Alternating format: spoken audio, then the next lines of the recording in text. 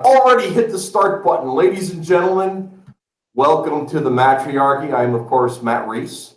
I am tonight joined, as always, nearly always, by Mr. Matt McGibson. You forgot to say that he's from Scottsbluff, Nebraska, like he I always did. does. I totally left off my geographic, like our self-doxes that I'm Oh yeah, a also fan. his PO box is right here on the screen. If you could just screen share this right now, and also I've got his SSID. Now, you guys, how is everybody doing tonight? Yeah. Make sure they have my home address. That's the important bit, Matt. Yeah, last time I gave them like your street, and then they got upset. They're like, "Okay, dude, what am I supposed to do with this?" There's like at least 4 houses. I live in such a big town that people get confused when they try to find things. So, anyway, enough about that nonsense. We've got from it's chunks of the team from Lone Wolf, Doug Garrett, and the mysterious Crypto Comics with us tonight to talk about their projects. I'm not Hey, mysterious. Well, it's in the name. I thought it was sounded theatrical. It does sound theatrical. That is true. he's not that How you doing mysterious. tonight, man? I couldn't be any better.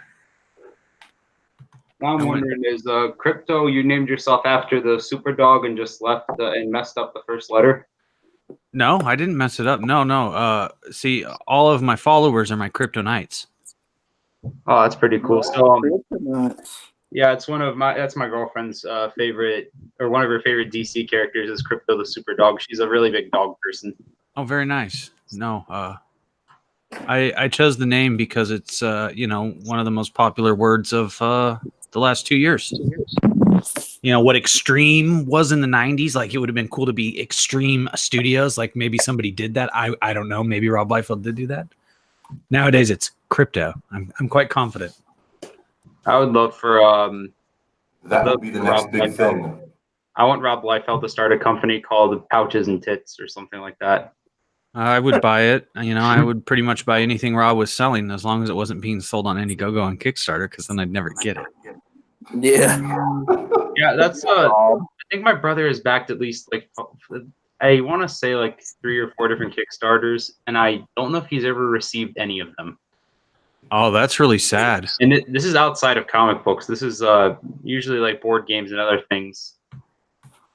I You feel do have bad big for him. names and endorsements tied to them. That is strange. I have there is, I think, one.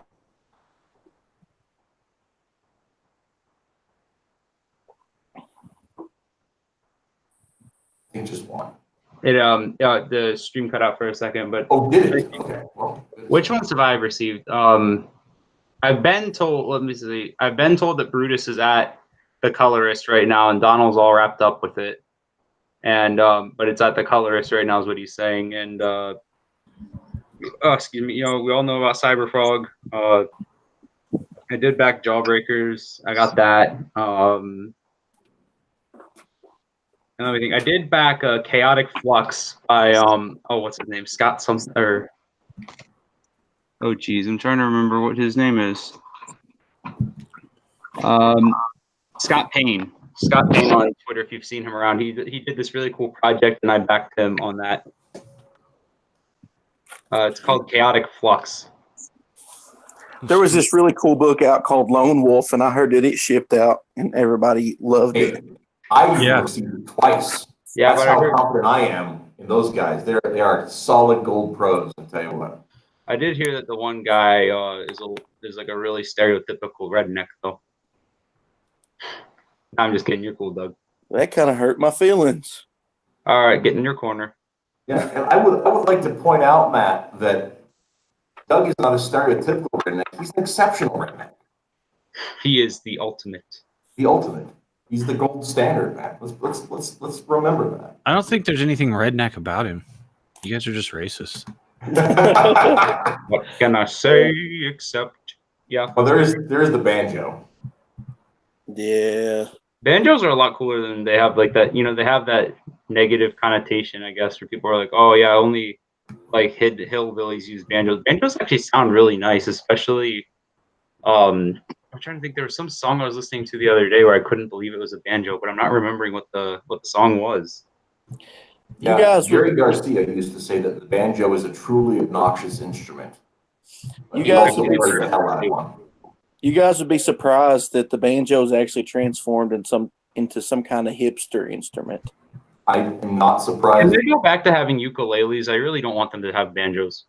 Yeah, they will see. They all left the ukulele and moved on to banjos, and so that's when I picked up the ukulele myself. My pickle says that Doug is better with a guitar. That was I am guitar. I Well, am now, pretty I heard good. there was some shredding going around the internet today with courtesy of Mr. Garrett. There, I did not get a chance to look into it myself. Busy today, like a busy working person. Like a bumblebee. Yeah, it's funny because everybody calls me Banjo Doug and knows me for the banjo, and I'd much rather play punk rock or metal. But everyone knew that deep down inside he just wanted to be a lumberjack. The issue I is would the be okay banjo with it. doesn't go with the accent. I mean, the banjo goes with the accent to perform that wonderful stereotyping we were talking about earlier.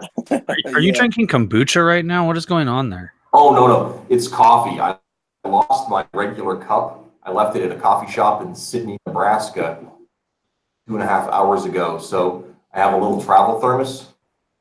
You which is you only like own one short notice. coffee cup? I have one favorite coffee cup.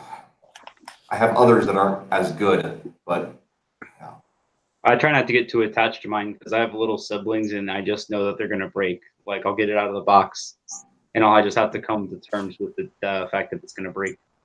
I got this big old coffee cup. This is a man-sized one. This is a there you mug. go. I like coffee. I intend to drink the entirety of that thermos slowly for hours. So we'll see how well that works. But, It's actually double strength vodka, says Nachos, who has cleverly disguised himself as Pickles once again. yes.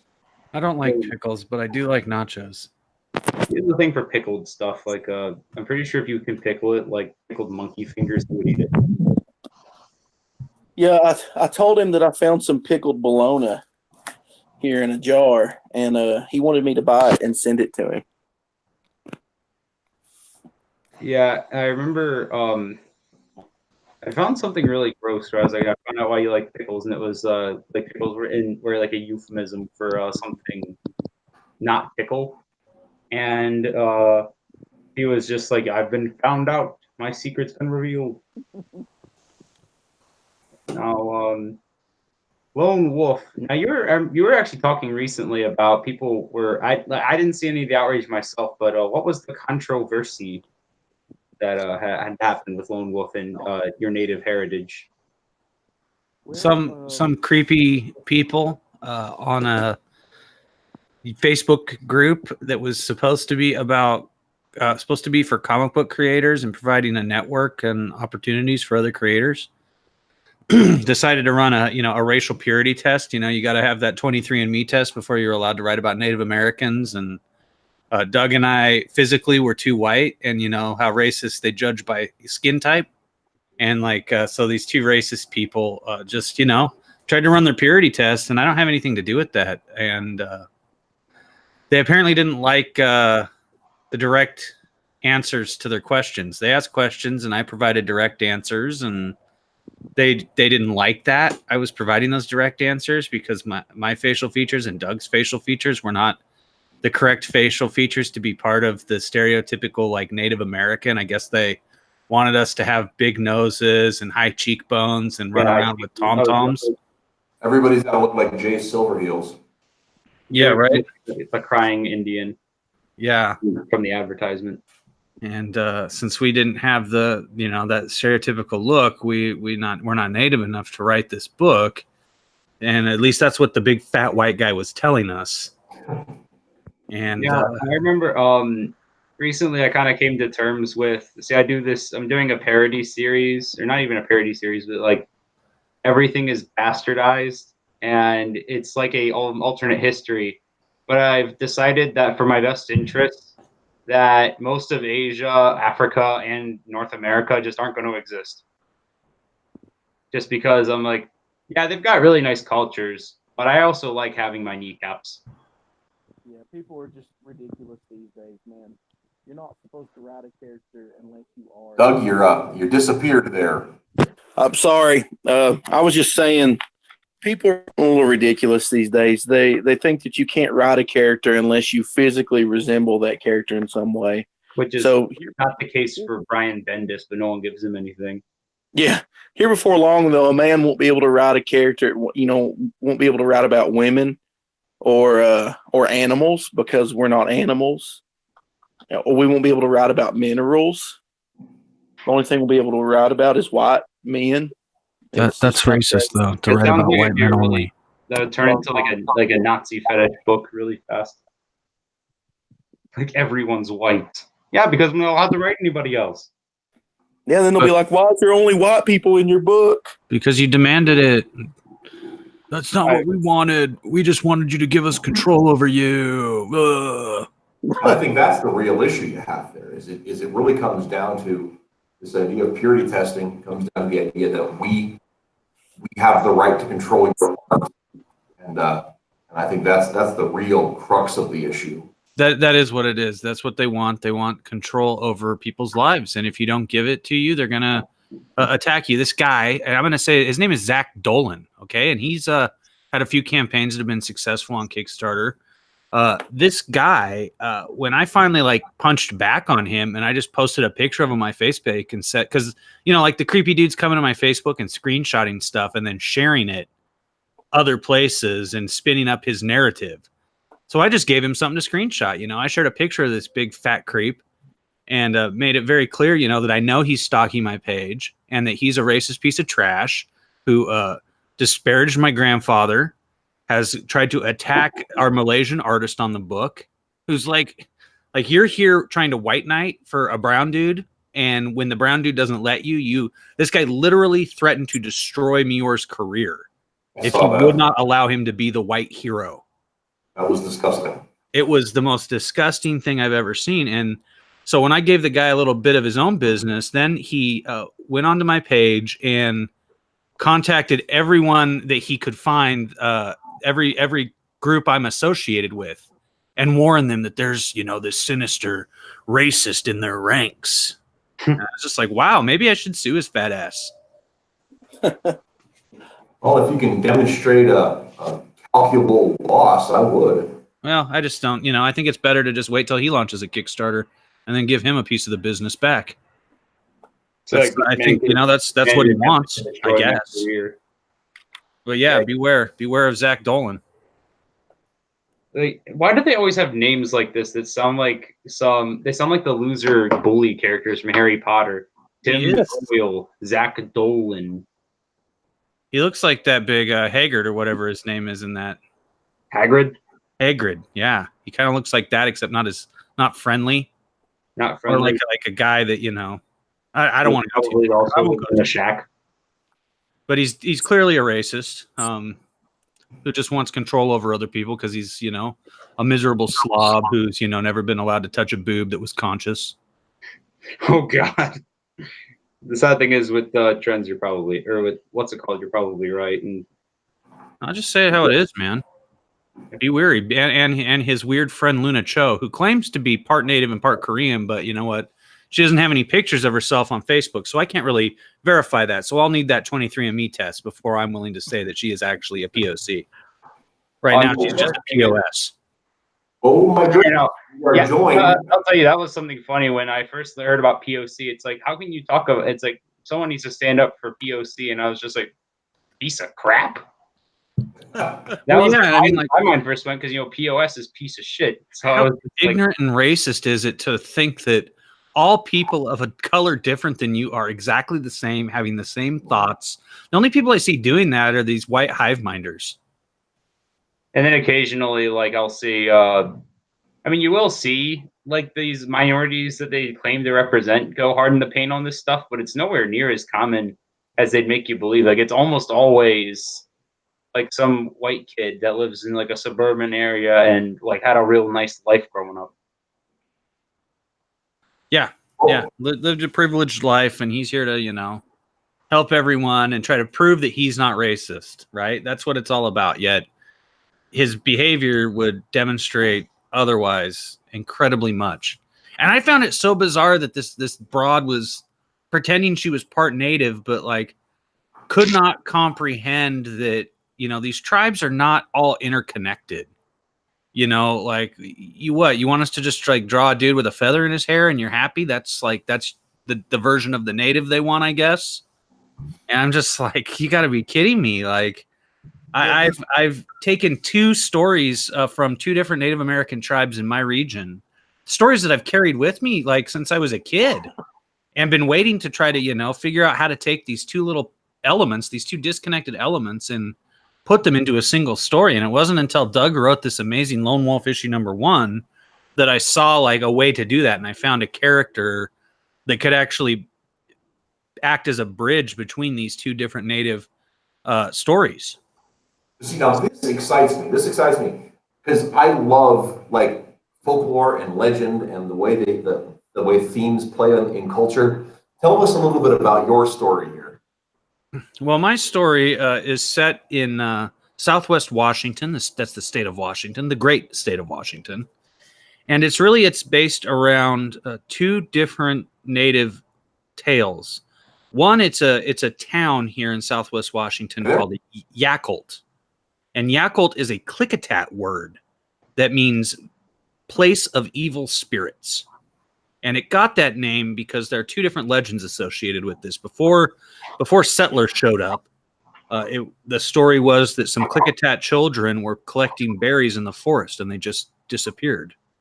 And there's another story that circulates that there was a Klickitat maiden who wanted to marry a young man in the tribe, and her father did not approve. And she went wandering into the woods forlorn and was never seen again. And that's a very interesting tale about how, you know, a town got its name. And then there's another story about a creature from the Kwakwaka'wakwa tribe, and the Kwakwaka'wakwa are from British Columbia and Washington. And I don't want to go too much into that tale because that tale is told in, you know, my story in the Lone Wolf anthology book here, Legends of the Lone Wolf. But needless to say, I incorporated both these legends into this story. And so these children that you see, you know, right here, you see this young native boy collecting berries in the woods, and he hears something and turns, and, you know, here come these other little kids, these other little Klickitat kids who say, you know, there's someone in the woods. There's someone in the woods. And sure enough, right here, there's someone in the woods. And as they get closer, it's revealed to be this Klickitat maiden. And they walk and approach the tree, but when they get to the tree, she's gone. And a branch snaps behind them, and they turn to discover this massive creature waiting for them. And I was able to connect these stories. And then generations later, when Wolf is spending some time in the Pacific Northwest, because for me, you know, Doug basically gave me, you know, I had read the first issue, and Doug had a really great 2-sheet that he provided that just provided information about the characters and the world of Lone Wolf. And so to me, I kind of felt like Wolf is a guy who he's, you know, like you could call him a hunter of the supernatural, but I would say he's probably a reluctant hunter. He just wants a normal life, but he's called to, you know, deal with the supernatural.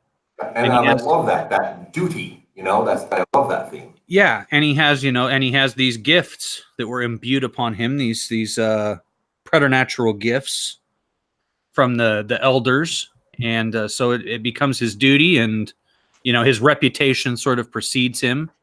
But he's always just trying to find that normal life, but it's always a little elusive because the people know that he's the one that can help them with whatever the supernatural issue may be. And so my story is set in the 1890s, and it's generations after these children disappear. And something starts happening with some lumberjacks, you know, because, you know, obviously Washington is the evergreen state. And back then, before the far leftists took over, we were allowed to chop down the trees and replant them. And it was a wonderful way of life here. And he has to go into the forest when some of these loggers realize that something very, very sinister is occurring in the forest.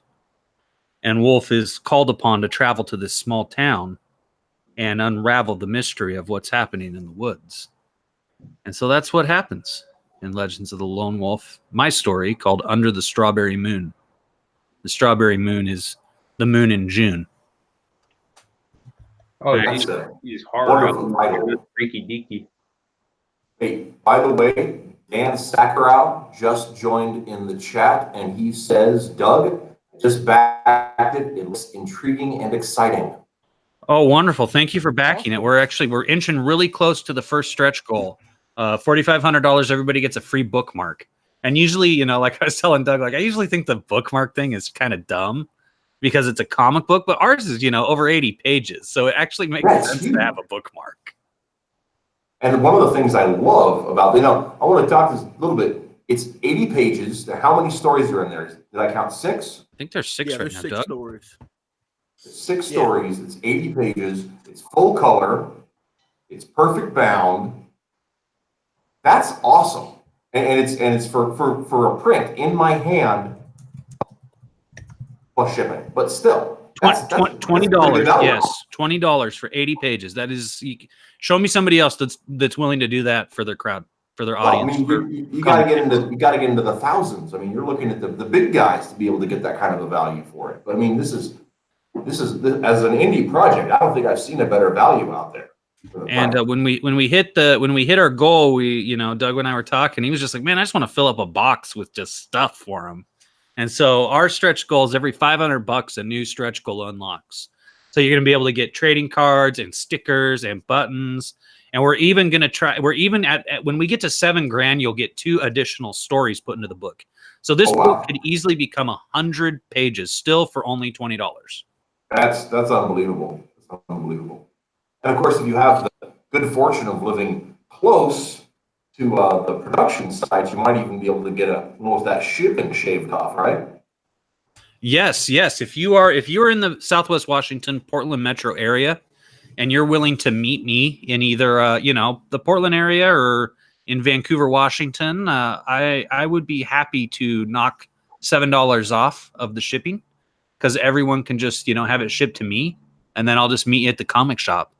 And so you can get that secret tier for Northwest natives who are willing to pick it up if you go to lonewolflegends.com. lonewolflegends.com. And I know that Doug also has a secret tier for people near him in Tennessee. Doug? Yeah, I sure do. If you just send me a message on Twitter at DG310, I will hook you up with the secret perk. I've even set back a few of the hardback books. So if you're in Tennessee within, around Knoxville, Nashville, something like that, within driving distance to either one of those, I'll totally meet up with you and give you the book. So what are we looking at for fulfillment date on this thing? Well, we're really wanting to get it out by October. So I think we'll be ahead of schedule, but you never know what might happen. But October is definitely doable. Yeah, this is definitely something you'll have by Halloween. Cool. Very cool. I know my Mior and I's story is the longest one at 38 pages. And so, it's all up to me and Mior to make sure that we hit it on time. And Mior is on, I think he's on page 8 or page 9. So we got plenty of time for him to complete all of it. It usually takes him, I'd say probably, 2 days a page because he's doing everything. He's, penciling it, inking it, coloring it, doing the whole pooper. Yeah, it's I love the palette he's got on there too. It just pops. I'm very excited to get that. I'd love to read your chat real quick because Midnight Cherry TV, who I don't know if everybody knows Midnight Cherry. If they don't, they should. They should go sub to him right now. He says he has 2 Lone Wolf story ideas. One is a prison escape story, and the other is a short one where he goes clothes shopping. I hope that one's set in the late 60s or early 70s because that would make it even more entertaining. My God. I had stopped reading his post there because I got on to looking at something else, and I am ashamed. That was awesome. I wonder though, in his in his story idea, if Lone Wolf buys a shirt. Why doesn't Lone Wolf wear a shirt? In mine, he wears a shirt. Like I don't when we first was working on the book, Jeff just drew him without a shirt. Like we got a couple of pages in and I was like, does he not wear a shirt? And apparently he didn't. So It was hot that summer. Before Money wears I a got- shirt though. Before I got fat and psoriatic, I often didn't wear a shirt, but then that happened. well, I mean, if I was ripped like Lone Wolf is in that picture, I wouldn't wear a shirt either. Now, Midnight Cherry TV. I saw what you were tweeting about the other day, and I want those DMs from your friend on the Twitter. I want those DMs talking about me really bad. That's all I gotta say All night. for the rest of the night. Yeah, you guys take it over for here. I'm done. So, Doug, have you got a story in the anthology? Yeah, I've got 2 stories in there because I'm awesome like that. I wrote 2 separate stories. The first story is going to open the book, and it's kind of just an overview of Lone Wolf and his kind of inner struggle and his power set. We see, he's kind of remembering some struggles he's went through, and he's thinking, can I do this forever? That's kind of the whole theme of the first story. Then the other story I wrote takes place shortly after Crypto's story. It's like the early 1900s. He's traveling through California, and in California in the early 1900s, there were quite a few Japanese settlers, and they set up some fishing villages there. So while Lone Wolf is traveling through the woods one day in California, he stumbles upon some Japanese monsters, and that leads him. He ends up meeting a samurai, and the samurai is kind of the Japanese version of Wolf. So he runs into a kindred spirit here in the woods from a completely different part of the world. Is he And like they have a Kyodai little- Ken from that Batman animated series, Night of the Ninja? Remember that one, Kyodai Ken? He's not really like that. He's more like Thor from the 70s. Remember when Thor in the 70s was just a random dude and he would grab the hammer and turn into like somebody else? He was a scientist. Yeah, this character, I'm actually Marshall Lee, who's drawn this story. We're actually going to do a comic about the samurai character from the Lone Wolf story. So we're kind of setting him up, and after the anthology, we're going to work on a book of him. Cool. Is Hush Ronan going to be in it also? I should talk to Jay Paul about that. He might want to do a crossover like that'd be cool. Yeah, I was really hoping Marsh could make it on today. I wanted to pick his brain about design a little bit. He's got some fun stuff. I've seen some of the stuff he shared on for that story, and it's looking really fun. Yeah, to me, it gives off like a how do you say that guy's name? The guy that did Dexter's Laboratory and Samurai Jack. Tarkovsky. Never heard of him. He's totally got that vibe going on. And it kind of, is a flashback to me being a kid and watching Cartoon Network. Here we go. Here's some of J. Paul Sheik's work. Yeah, his stuff is crazy good. Yeah, I'm really excited to read his. Oh man, that is just I love. Does he do that like physically or is it digital? Do you know? I'm not sure. Because it looks like a straight up old school ink wash. That's just beautiful. I'm just looking at the detail here on the seas on the moon. That's just. Here's the funny thing, though, is like you should see the other pages the guy has done. Yeah, this right here is like not his finished pages. These are his roughed pages. He went back and redid these to make them look better. Oh damn it! Yeah, so he was telling me that, and I'm like, "Are you serious? You're redoing these pages?" And he's like, "Yeah." I'm like, "You're crazy." It's his time, I guess. So man, that is just I'm so excited for this book. Well, everybody's really put their heart and soul into this thing. I mean, I can definitely tell. I mean, if he's took a look at this and just said, nah. Yeah, that's one thing I love about this is everybody involved is just really they're killing it, man. And they're not I mean, there was no guarantee of anybody making any money. It was like, if we make enough money, we'll split it. Everybody was like, no, man, that's cool. Let's just do what we do and get this out there. And I don't know. It's just like a perfect representation of what indie comics should be. Everybody just working together to try to get themselves out there. It really is, I'm not alone in this feeling, but if you were involved in first wave or second wave Comicsgate, and you remember last spring and summer and that buzz and that feeling of oneness and togetherness, that is still out there amongst those first and second wave Comicsgaters, and it's just not on those big channels. It's in these little smaller streams. You can find people working together, and there's no egos. It's just literally just brotherhood, and it's, man, you know what it really reminds me of, to be honest with you? So when I was a kid, the Image Revolution started. I was collecting comics before the Image Revolution. But when that Image Revolution started, they released some behind-the-scenes books. I actually have done really in-depth reviews on these books over on my Crypto Comics channel. And they did Which has got great content, and you should subscribe. It does have really good content. Yeah, if you're looking for good comics, man, I'll turn you on to good comics and save you a fortune. You do not have to give Marvel and DC $4 and $5 an issue. You can go into the back issue bins. I will be your guide to those back issue bins.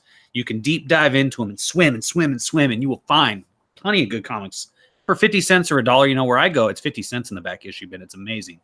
But anyways, there were 3 books in particular. There was Extreme Tour 93, which is a book all about Rob Liefeld's Extreme Studios. There was a book called Image Plus that was just like a behind-the-scenes look at all the people that were there in the first year, obviously the founders, and then their first discoveries, like the Dan Fragas and the Merritt Michaels and the J. Scott Campbells, and just these write-ups on all these guys. And then another one that was really great was the Homage Studios. I think it was called The Art of Homage Studios. And in the beginning, Mark Silvestri and Jim Lee were sharing an office building. And so, this was like, there was Wildstorm and there was Top Cow, but before Wildstorm and Top Cow, they were Homage Studios, like combined together. And there's just this electricity you felt back then in 93 when all of this started to happen. And that electricity is like forever captured in those books. And so they're literally 3 of like my most favorite comics ever released, even though they're not, sequential art books at all. They're very much probably like what Doug TenNapel is doing with the Earthworm, the Making of Earthworm Jim bonus book you'll get on the Earthworm Jim campaign. Where you're going to, find out the entire history of Shiny and Earthworm Jim. And that buzz is something that fascinates me, and it feels like that to a smaller degree because none of us have we don't have any names. All the big names are doing their thing, right? But I'm much more interested, and I've always been more interested in the comic books of tomorrow and the creators of tomorrow, not the creators of yesterday. And I'm all about promoting young people who need promoted, not in just increasing the wealth of people who are already really financially secure and can be working at Marvel and DC and Image at the drop of a hat if they so choose. I mean, maybe not now. That's not my business. I think that I think there's been a lot of division created in the whole Comicsgate thing. Obviously, clearly, anyone with eyes can see that shit. Ray Charles can see that. But there's still all these young creators out there who are struggling to just get their books out, and they just want to entertain you, the fans. And I appreciate those people. But I've always kind of been that kind of person. I was way into professional wrestling when I was younger. I spent 13 years in the professional wrestling business and the television industry here in the Portland area. And I was always a fan of the underdogs. I was never that interested in what was going on with the world champion back in the WWF. But I always loved the Intercontinental Champion and my old local Portland wrestling promotion, because you'd see those guys locally, and then a few years later, they'd be on WWF television. And so I've always kind of wanted to just, promote the little guys who, before they were famous and before they were stars. And, it's the fans that make them that. At the end of the day, the fans decide who's going to be the comic book creators of tomorrow. And I would encourage any fan out there to support the creators of tomorrow. You can still support the creators of yesterday, but don't forget that it's the creators of tomorrow who are going to keep this industry going.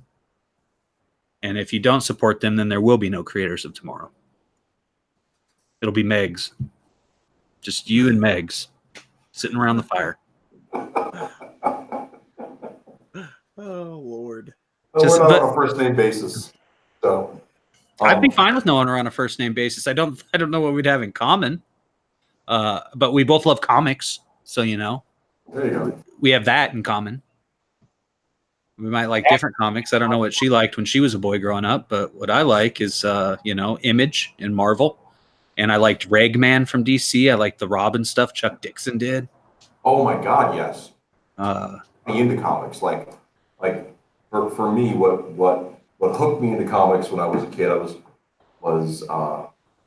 it was Robin, Tim Drake, that first Robin miniseries, and that issue of Batman where Commissioner Gordon had a heart attack. Oh my gosh, dude! Oh yeah, I forgot about that. That's what hooked me. Like, I mean, I was putting my feet in the water. I saw Green Hornet on the shelf, and I loved the Green Hornet stuff when I was a kid. And there was the World's Finest miniseries. And I'm going to forget the dude who wrote it. Guy who drew Watchmen. Come on, Reese. Dave Gibbons. Yeah, thank you. Dave Gibbons wrote it. No. And I was like, this is kind of cool, but I'm not sure it's my thing. But that issue where Commissioner Gordon had a heart attack, and then I went back to the grocery store the next week, and Robin 2 was sitting on the shelf. It's over. My life I was sunk. I was hooked. It was my crack. Now, Doug, tell me about the art that's on the screen right now, real quick, as we continue to talk about comics and Legends of the Lone Wolf.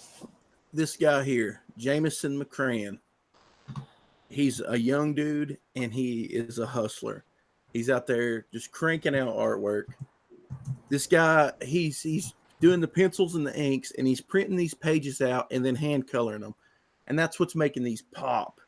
But this guy, man, I love his art so much, and I love the way he draws Wolf, that he's actually going to be the artist on Lone Wolf issue 2. He's a killer artist, man, and this guy's going to be around for a long time. He's going to be one of the big names you're going to see here in the next 10 years, I guarantee it, just because, I mean, he's working hard. He's working his butt off. Everybody else is sitting around. This dude's cranking out artwork. And I love the emotion, like the vitality in the grass and in the rain. It's got just a real action to it, Yeah, all of his pages are like that. All the pages he sent me, you can tell there's a lot of motion in it. And like you see some people's artwork and it's stagnant. Like you can tell it looks like they took action figures and posed them and took a picture or just drew a picture of them. This dude's art just is constantly in motion. When I see his stuff, I immediately imagine it animated. Yeah, that's good stuff. That's good stuff, man. I love it. So who wrote this story? Is that another one of yours, or? No, he actually wrote his own story and okay, cool. Like I said, man, he's a hustler. He's on it. Midnight Cherry in the chat says that the first wave, French New Wave, was the best. Godard, Vadim, etc. Midnight Cherry, I want to recommend to you a documentary called Clouseau's Inferno, which is all about Henry George Clouseau's lost film Inferno. He was given an unlimited budget by a Hollywood studio, and he did all of these different camera and audio tests to try to find a new way of making films. And he never completed the film, but that documentary is absolutely absorbing. I have probably watched it a dozen times now in my life because it's just pure inspiration, bro. So check that out. Most people are like, what are they even talking about right now? It's French movies, guys. French films of the 50s and 60s. All right, all right. So, question on that, like he was doing a Hollywood film, so presumably in English, or was it going to be? No. He was just backed by Hollywood money. Okay, okay. No, it was all in French. The documentary is French. It's just the imagery in it is compelling, very compelling to me. Oh, I'm a big cinephile, so I watch movies from all over. Is someone having a heart attack right now? What was that?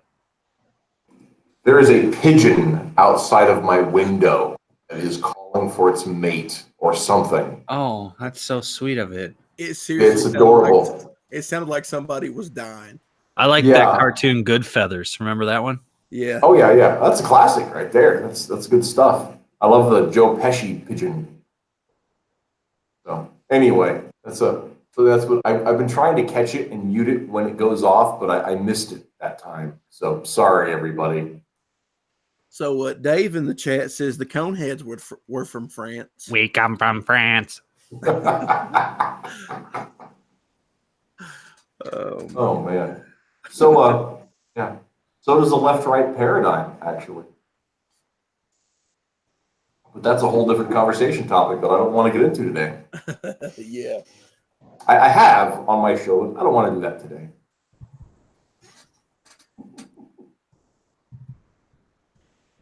Oh, P.S. Melter said South Park sent their aliens to France. So it was like an alien exchange program, I guess. That's not something I was aware of. Not really studied on the old South Park thing. So, okay, we've talked about, can we talk a little bit about the story that McCann's telling here a little bit? Yeah, like most of us are doing a historical story. McCann, because he's a little weird, and I know he wouldn't mind me saying that. He him and Joey Tremblay have struck up a friendship, and Joey's weird. You know, that's everybody knows that he's Canadian. Canadians are weird, but he wanted to take Lone Wolf and put it in the future. So he describes his story as Lone Wolf versus witches in space. How does space fit into his mission of defending the people against the monsters? Well, actually, strangely enough, this goes back to the Conheads from France. And when he goes into space, Lone Wolf will narfle the Garthok.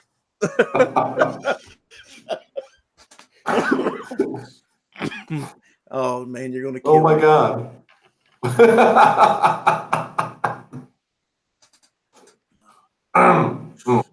I think Believe the it or not, first- I still have my plastic Coneheads cup from Subway when they did the cross promotion. I still have it. Wow. dude, I have my 1988 Batman cup from Hardee's. Yeah, wow. I have one of those.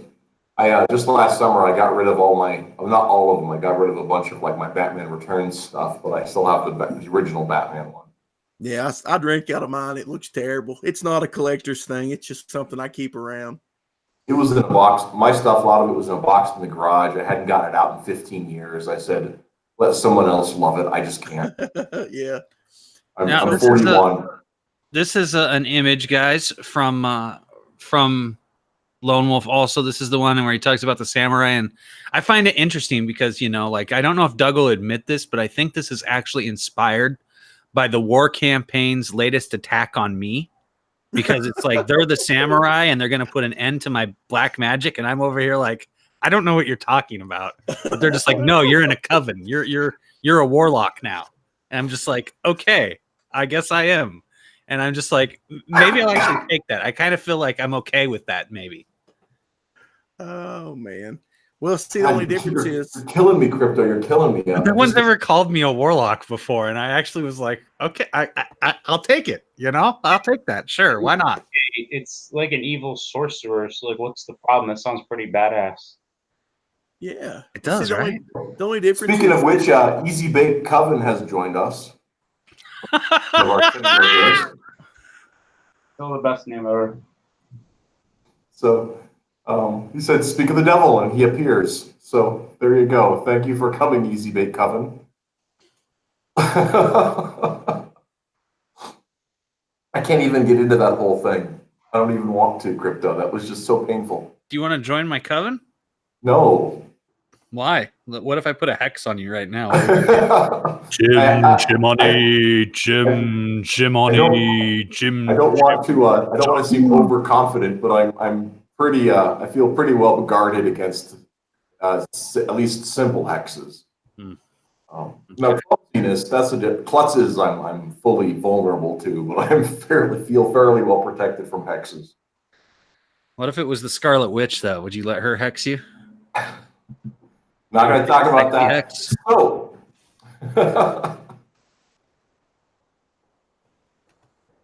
Just a thought, just thinking about it. so we've got Marshall's stuff, and I just once again we're talking about the stuff Marshall's been putting together for that samurai story. I love that the boldness in the line work. That's one of the things I've always wished. I'm not an artist. I'm a poor cartoonist. Every once and again I'll do something, but I've never had the confidence to put that much black ink on a page. And that just looks great. I love to look at it. I'm terrified to actually do it. I love his the way he does the panels. He didn't just do like a straight thing, his panels, I don't know.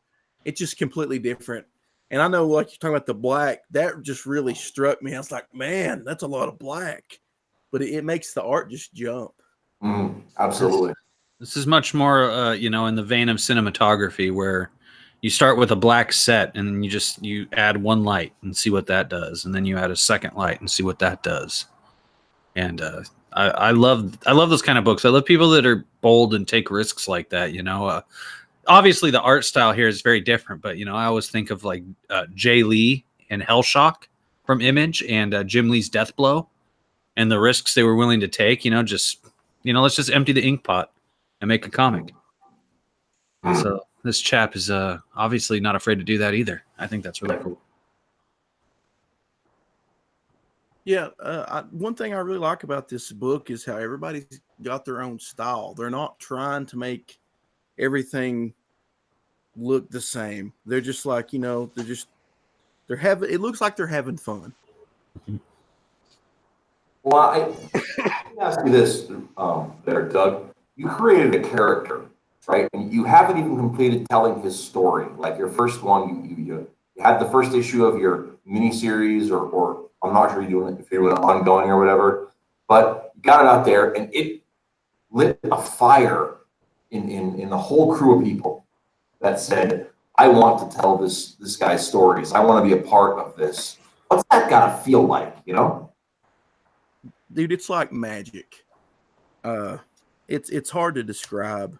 I've been a musician for years, and I've always loved to get up in front of people and play a song. And there's nothing like playing a song when you feel like it resonates with everybody, and you can see that you have this connection with everybody in the room. That's exactly the kind of feeling I got when people were like reaching out to me. People still reach out to me.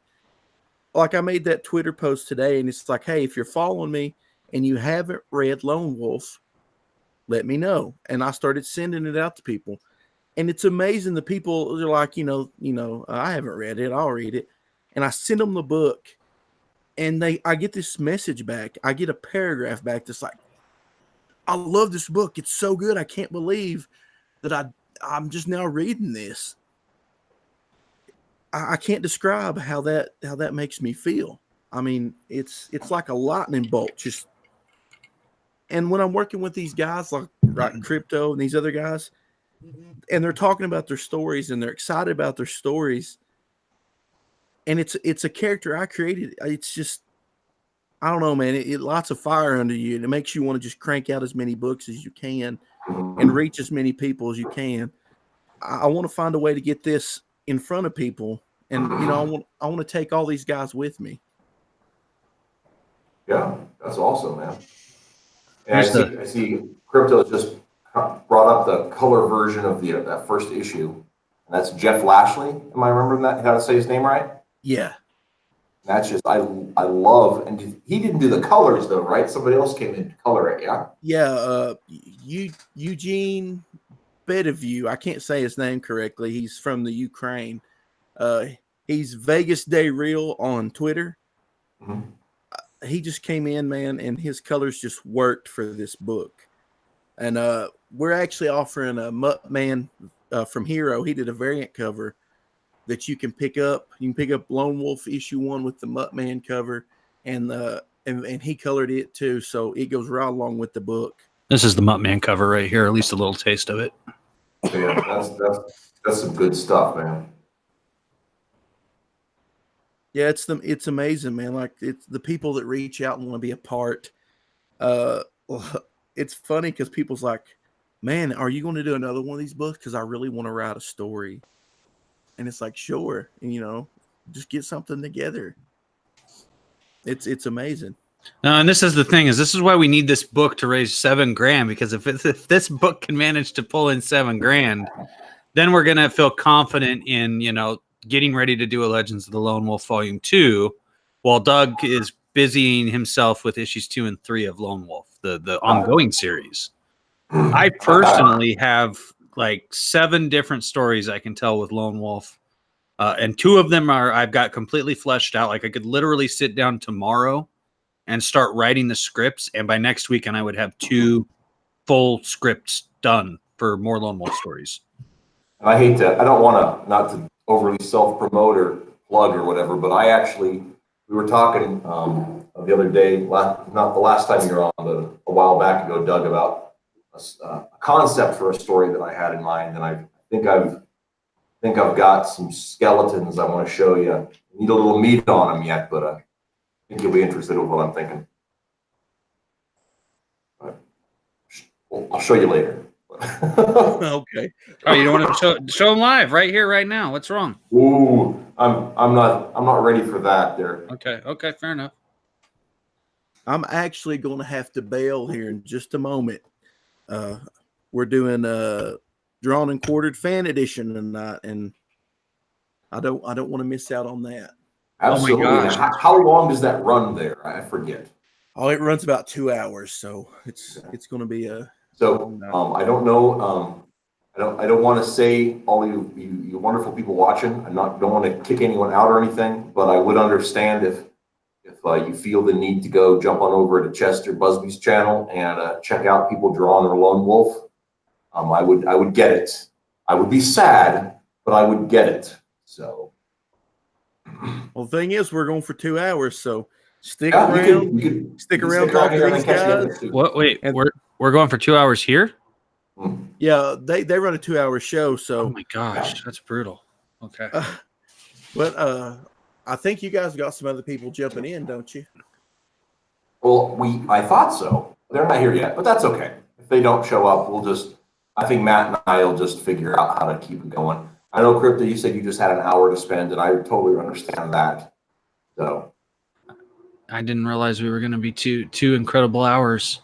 Yeah, we are almost always 2 hours on my show, sometimes a little more, but we usually try to stagger guests on each hour.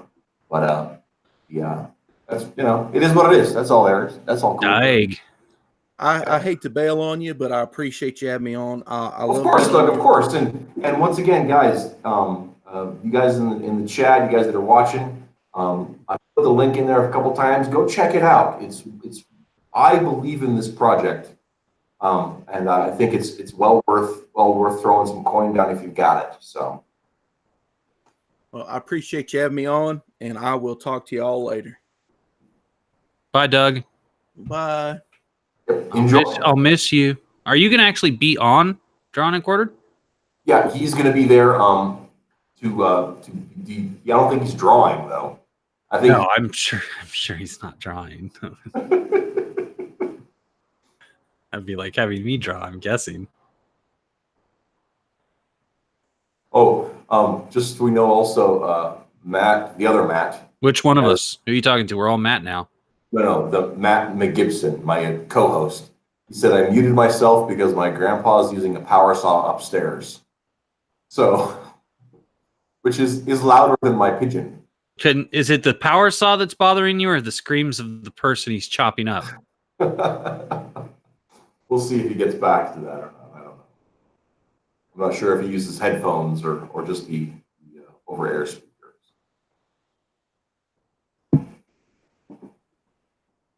Well, I'm still here. Yeah, well, I appreciate that. Appreciate that. Man, I have to be completely honest. I feel a little underprepared because some of the other guys that had said they were definite maybes. It looks like they decided they can't make it. It's okay. These things happen. These things happen. It's no big deal. This is just Yeah. the ebbs and flows of the live streams on the YouTubes. I was excited to do a live stream last night, and it just didn't quite go as I was expecting. You know, I guess everybody else took the night off. So there were just like 4 of us in there, which is so weird because like every night I'm in a private hangout and working on comic books. You know, this Legends of the Lone Wolf is literally the tip of the iceberg for me. I have let me count 1, 2, 3, 4, 5 comics that are actually being drawn right now by 6 artists. So and about to be 7 artists. Actually, we're gonna go track down, and we think we're gonna get this J. Paul Sheik to work on this other project I have planned for the fall. I'm very excited. I think that there's a very bright future in this independent comics thing. I think that for better or for worse, first wave and second wave Comicsgate brought together really amazing fans and really talented creators, both young and old. And, you know, even though there's this huge schism now that it seems is never going to be repaired, I would say never going to be repaired. And Comicsgate, you know, may or may not be dead. I think it depends on your perspective, where you're at, how much knowledge you have of the situations. Nonetheless, there is something new that is blossoming out of this. I have met so many amazing creators and so many awesome fans who have gotten into live streaming, you know, whether it's, you know, Chester Busby or Booster Kiwi or my buddy Risey Lee, all these, you know, Manny from Good Dog Press, who does the Unbreathable Skunk Girl, Larry Patrick Higgins from Rebel Comics, who's doing Niobe and Avani, Slick Jimmy from Little Girl Lethal, Tim Lim from all of the awesome Trump books, John De La Rose from Flying Sparks, who does his own thing. Like, I'm amazed. Matthew, how do I say your last name, Matthew? I want to say Rice. Reese, like the candy. Like Reese? Reese, yeah. Yeah, okay. pieces. What is the etymology of it? Where does it come from? It's Welsh. Oh, it's Welsh. Oh, okay.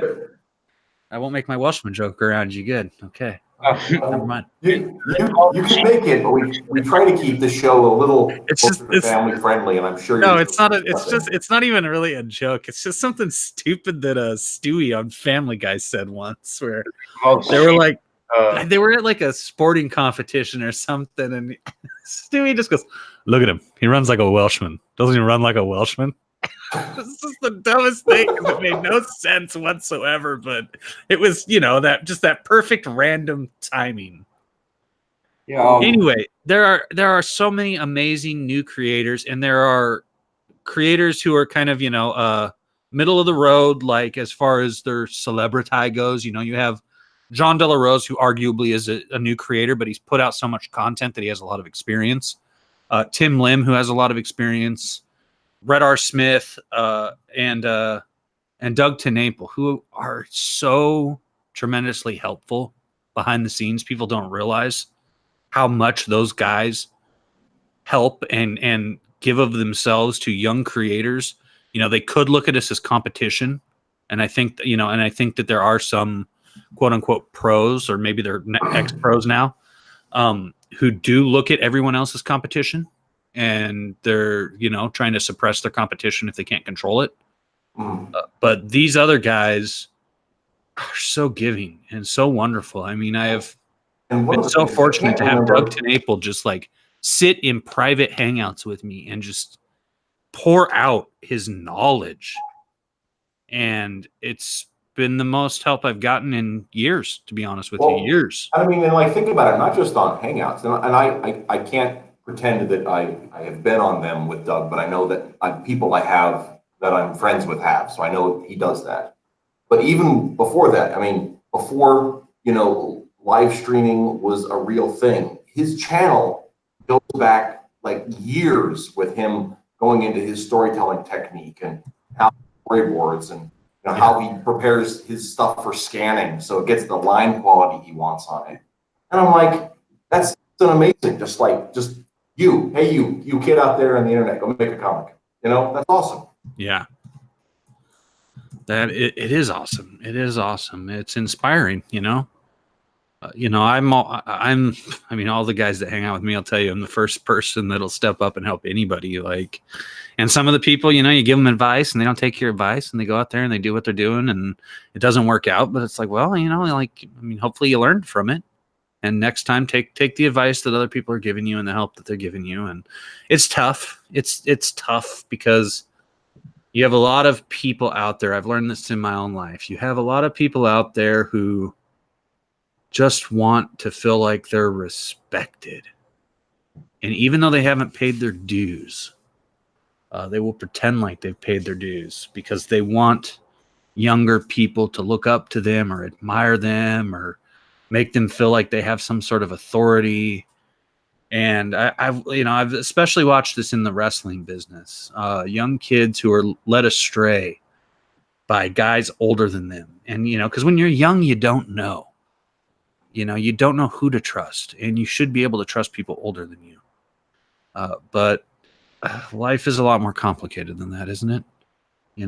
Life is a lot more complicated than that. And you can be led astray and led down the primrose path, so to speak, by other people. And it takes a while before you meet some other people who have more experience and talent and success.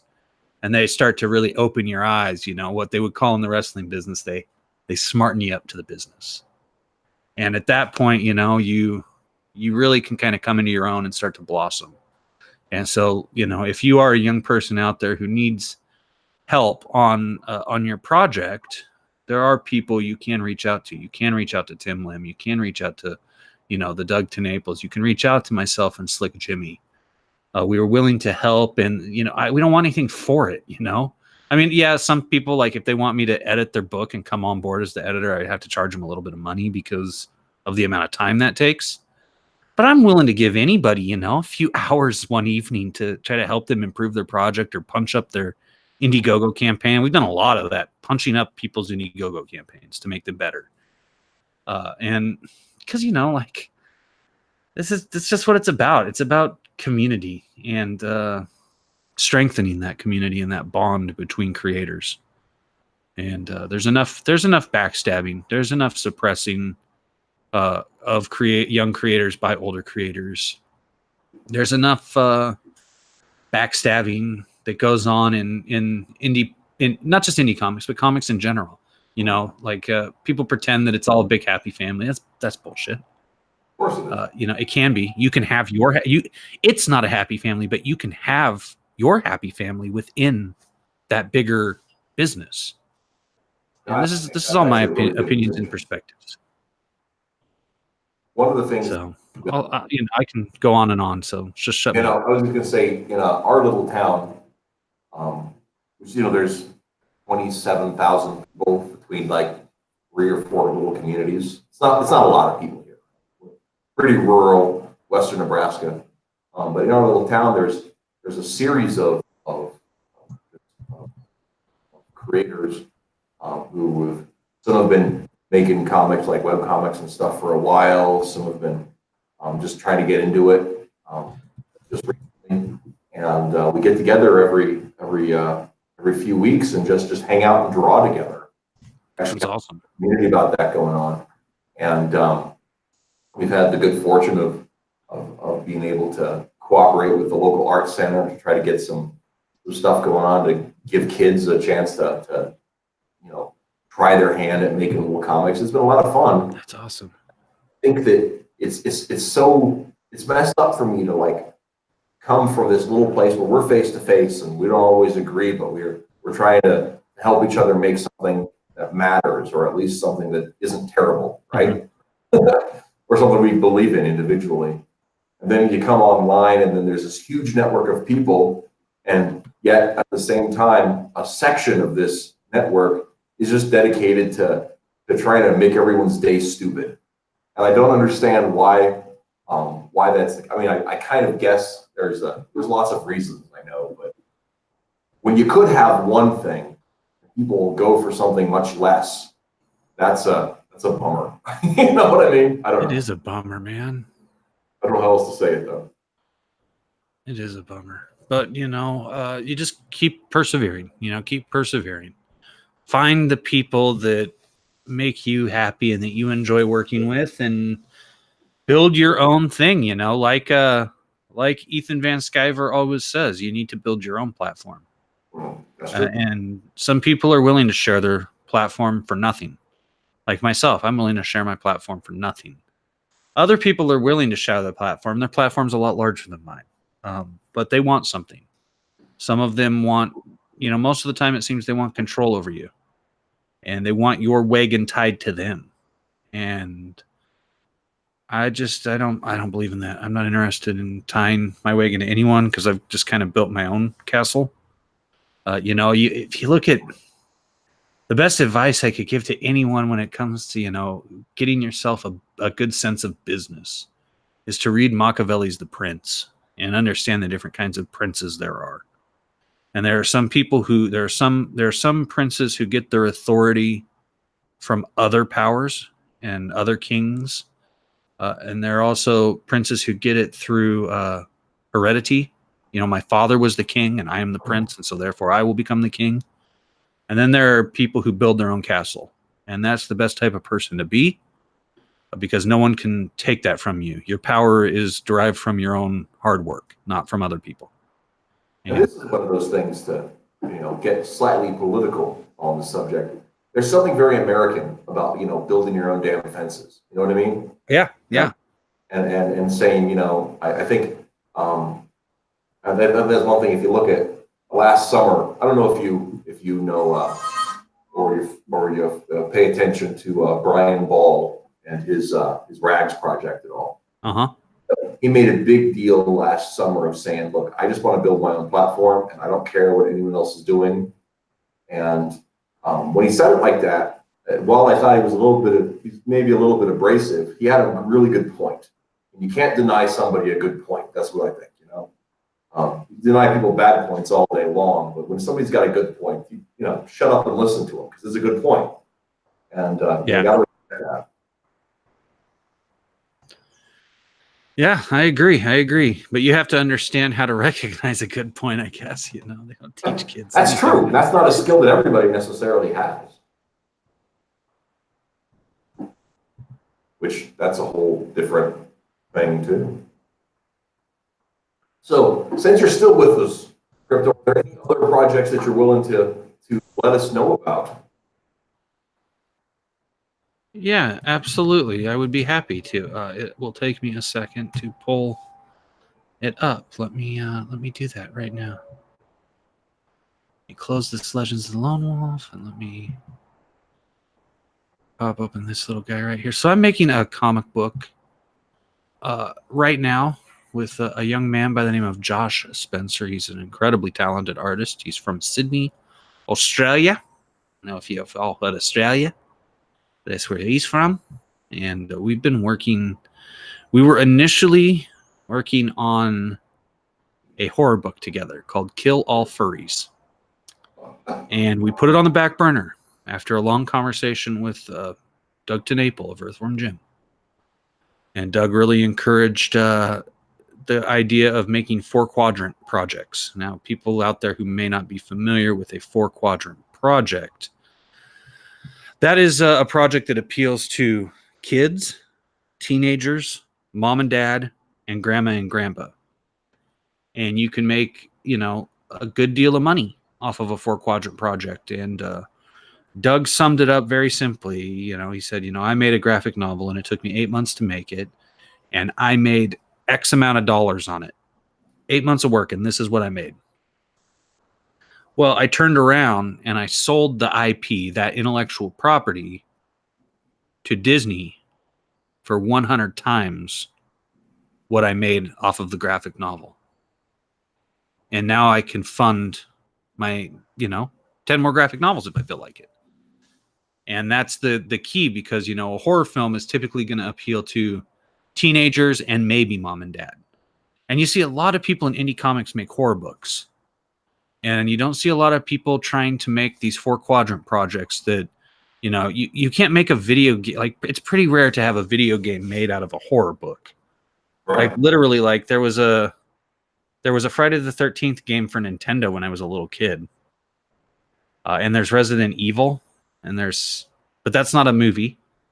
There's House of the Dead. That's not that was a movie, but that was based on the video game, right? Right. So, you're going to have a much harder go of it if you're trying to specialize in horror. And for me as a writer, I write two things. I write 4-quadrant projects like Back to the Future and the Goonies and stuff like in that vein, like Spielberg type stuff. Right. Zemeckis, Lucas, that kind of a thing. And I also write horror, and I just kind of go back and forth between the two. And so I wanted to do this book called Kill All Furries, and we had started doing concept art for it. And after this long conversation with Doug, I was like, you know what? I think we should switch gears, and we should try to make a 4-quadrant project, because if we can find success with that and get that off the ground, it can provide the cash flow to make a lot of comic books.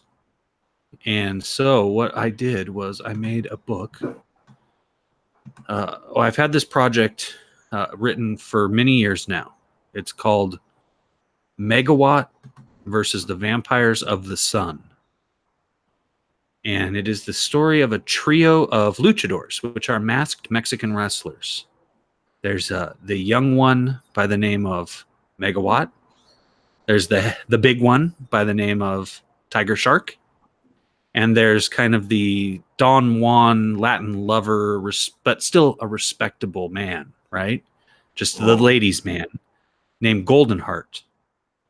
And they discover that beautiful young Mexican girls in their community, young Mexican women, are being abducted by a coven of vampires for very nefarious purposes, much more than just a quick meal, These vampires have a much bigger plan in mind. And so these 3 luchadors, not getting any help from the local government, must go on a journey themselves to rescue these girls and stop this vampire menace. And they, the beautiful young woman you see there to the right is Clara. That's Megawatt's love interest. And then to the left is her little brother, Carlos, who is the biggest Megawatt fan on the planet. And Carlos is determined to help his luchador heroes save his sister and the other girls who have been abducted by these evil vampires. And this is a book for all ages. I like to say it's for kids between the ages of 8 and 80. So if you're 8 to 80, you will probably enjoy this story. It is really custom designed for dads and their sons. Much more leans towards boys than it does girls. Because I feel like that's something that's really lacking.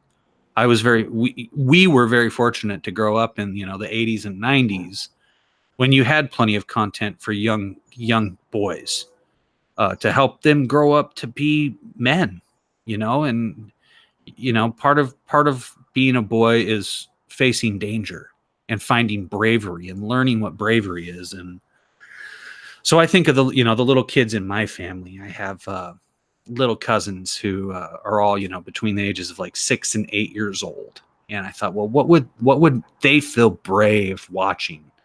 And so really this is inspired by my love of wrestling, in particular obviously lucha libre, but there was a genre of lucha libre movies called Luchadores Enmascarados, as a genre of film in Mexico that was immensely popular in the 60s and 70s, starring 3 lucha libre legends, which were El Santo, Mil Máscaras, and Blue Demon. And they made over 100 of these low budget what are essentially superhero movies. You know, it's El Santo and Mil Mascaras versus the aliens, El Santo and Mil Mascaras versus the witches versus the vampires versus the mummies of Vanuatu, Mil Mascaras versus the midget aliens, Mil Mascaras versus the evil doctors. I mean, it was everything. It was just everything. You name it, they fought it.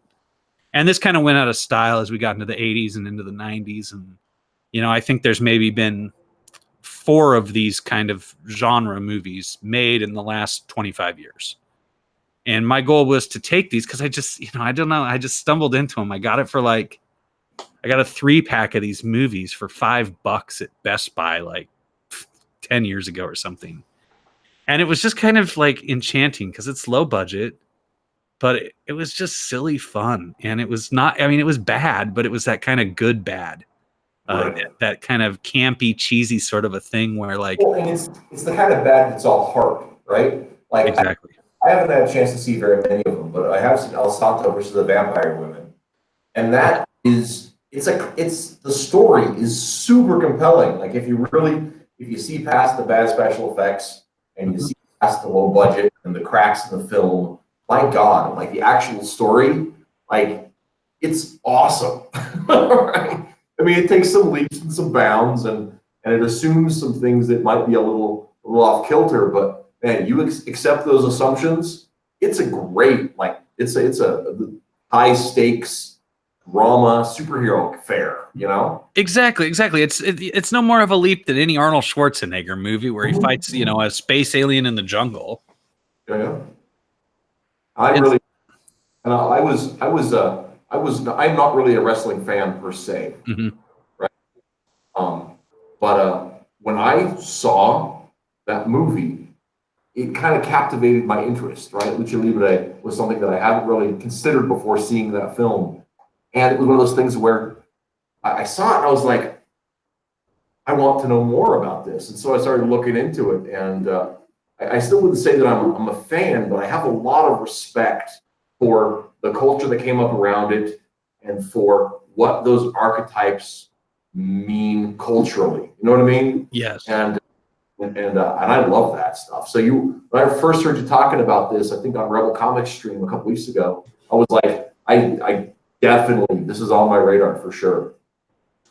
And yeah, it's not made just for wrestling fans, you know, like those old movies, they'll have 2 or 3 matches, full matches in them. It's just because that's cheap to film. Yep. And so and it's, you know, a good production quality for the time. We don't really have that, you know, we start with a wrestling match and then there's one other wrestling match, you know, halfway through the movie, but I'm not, you know, wasting pages on drawing wrestling, you know, it's just, you know, you show a wrestling match in the beginning to set up your characters. And then at some point, you know, you have something else happen at the wrestling show that compels them to, you know, go deeper into, you know, the vampire's underground lair, right? And but it's, you know, it's just something meant for kids, and it's masculine. It's supposed to teach children to be brave. There's clearly defined black and white. There's not any real violence. You know, you don't see blood. Like my vampires bleed green and blue, and when they get staked, they explode in a flurry of purple light and green mist. So that's not like Blade or Blade 2 or anything like that, right? It's custom made for, you know, kids somewhere between the ages of 6 and 80 years old. And, you know, if your kids can handle it, you know, then that's great. But there's never a situation where you have to answer an awkward question. I find that to be really, really disrespectful to do to parents, to put them in a situation where you're required to explain something mature to a child. That has no place in the books I write. And if it does, it's because that book is intended for an adult, and it'll be clear by what on the cover it will say, you know, this book is for adults. This is not a book for children. And I'm not afraid to say that. I believe everyone has the right to, you know, content that suits their mental age. And so in my family, the 6-year-olds and the 8-year-olds are excited for Legends of the Lone Wolf and for Megawatt versus the Vampires of the Sun. Because, you know, they're all into Five Nights at Freddy's and jump scares and You know, they like that, you know, they can turn me into a zombie that chases them on command and then turn me just back into their cousin Matt. And which is all they got to do is just, no, it's too scary now. Oh, okay, it's just me. I'm not a zombie anymore. Oh, okay. And, you know, 5 minutes later, can you be a zombie again? Okay, I'll be a zombie. Blah, blah, chase them around. And then, oh, no, it's too scary now. And so I just wanted to give these kids something to entertain them. And because they're not getting enough of it. And some of the content that you find on YouTube and certainly at the movies and on Netflix is absolutely inappropriate for children. Maybe not for somebody else's kids, but for the kids in my family, absolutely not. Absolutely not. One of the things I really like about the concept work you're talking about here too is the idea that the defined black and white, right? The idea that the simple morality is a stepping stone to the hard questions, you know? And that's one of the things that I always appreciate about superhero storytelling is that you can tell complex stories through simple language and so effectively so that you can build knowledge upon knowledge upon knowledge in a way that I think that a lot of other storytelling misses or isn't as efficient at. It's not pointed at justice and morality because that's intrinsic within the superhero, vein. You're really doing it the right way. Couldn't agree more, buddy. Yeah, I love superhero stories. I just really do. That and I mean, it's the modern equivalent of the Charlemagne stories, the Knights of the Round Table, and the stories of the Texas Rangers, or all that stuff. It's all that same kind of morality play that builds itself into something more when you expand it. So I'm looking very, very forward to that particular project. That's very exciting. And I have, a lot more, something really fun that I'm doing with this Megawatt comic. I've been very involved in archiving the history of professional wrestling in the Pacific Northwest going back to the 1880s. I have a huge YouTube channel other than Crypto Comics called Testosterone Overload, where I have over 3,600 wrestling videos going back to 1977. And I make some original documentaries and been very fortunate enough to work with Bruce Hart of the world famous Hart family, Bret the Hitman Hart being the most famous member of that family. His brother Bruce, a lot of people may not know it, but Bruce is one of the most renowned wrestling trainers in history. I mean, dozens of WWE wrestlers were taught the business by Bruce Hart and taught how to be successful by Bruce. And he was the booker for Stampede Wrestling, the family promotion up in Calgary, for 2 decades. And so I've been very fortunate enough to work with Bruce for years now on a podcast called Heartbeat Radio. And we archive all this stuff on Testosterone Overload here on YouTube. And one thing that I'm doing, because I have, 12,000 beautiful fans over there and another 12,000 on Facebook at the Portland Wrestling Facebook page, we're making a secret comic that comes with the Megawatt comic, but only if you are a subscriber to Testosterone Overload and the Portland Wrestling page on Facebook will you even see the link to get the secret comic. We're making a Portland Wrestling comic book featuring a bunch of old legends. Probably most well-known would be Superfly Jimmy Snuka. He actually got his start in Portland and was here for almost a decade before he ended up going on to the NWA elsewhere in like Mid-Atlantic and then up to the WWF. And Playboy Buddy Rose is in it, and a bunch of other wrestlers who you may or may not have heard of. And I just wanted to do another little lighthearted adventure for all of these people that have been with me for, over a decade on this journey here in the Northwest through professional wrestling. And so we've made a Portland Wrestling comic book, which is really a Scooby-Doo adventure starring old Portland wrestlers. And this Megawatt is not too dissimilar to, a Scooby-Doo adventure. But the Megawatt is, this is 2 or 3 books. The total length of the Megawatt story versus the Vampires of the Sun is, I want to say it's 156 pages. Mm-hmm. So the first book will be 48 pages. But of course, the more people we get on board, the larger the book can grow. Some people like to give away buttons and stickers and hats and T-shirts and bookmarks and trading cards. I want to add to the page count. I would like to see it go from 48 pages all the way up to like 80 pages for the first book, and then the second book would be 80 pages also.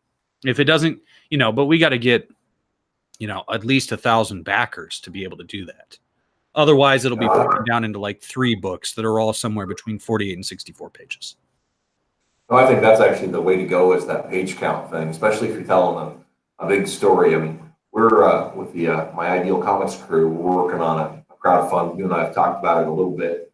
I look forward to backing it actually this weekend. Oh, well, thank you. That's awesome. I appreciate that.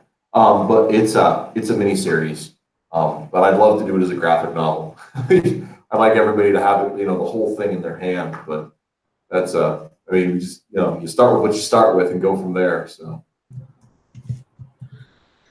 That you do. So what I did was I added this other little extra comic called Portland Wrestling's Suplexing Sleuths in Terror in Timbertown. And it's just, wrestlers back then would work the territory, right? And so our Pacific Northwest territory was Washington, Oregon, and a little bit of Idaho.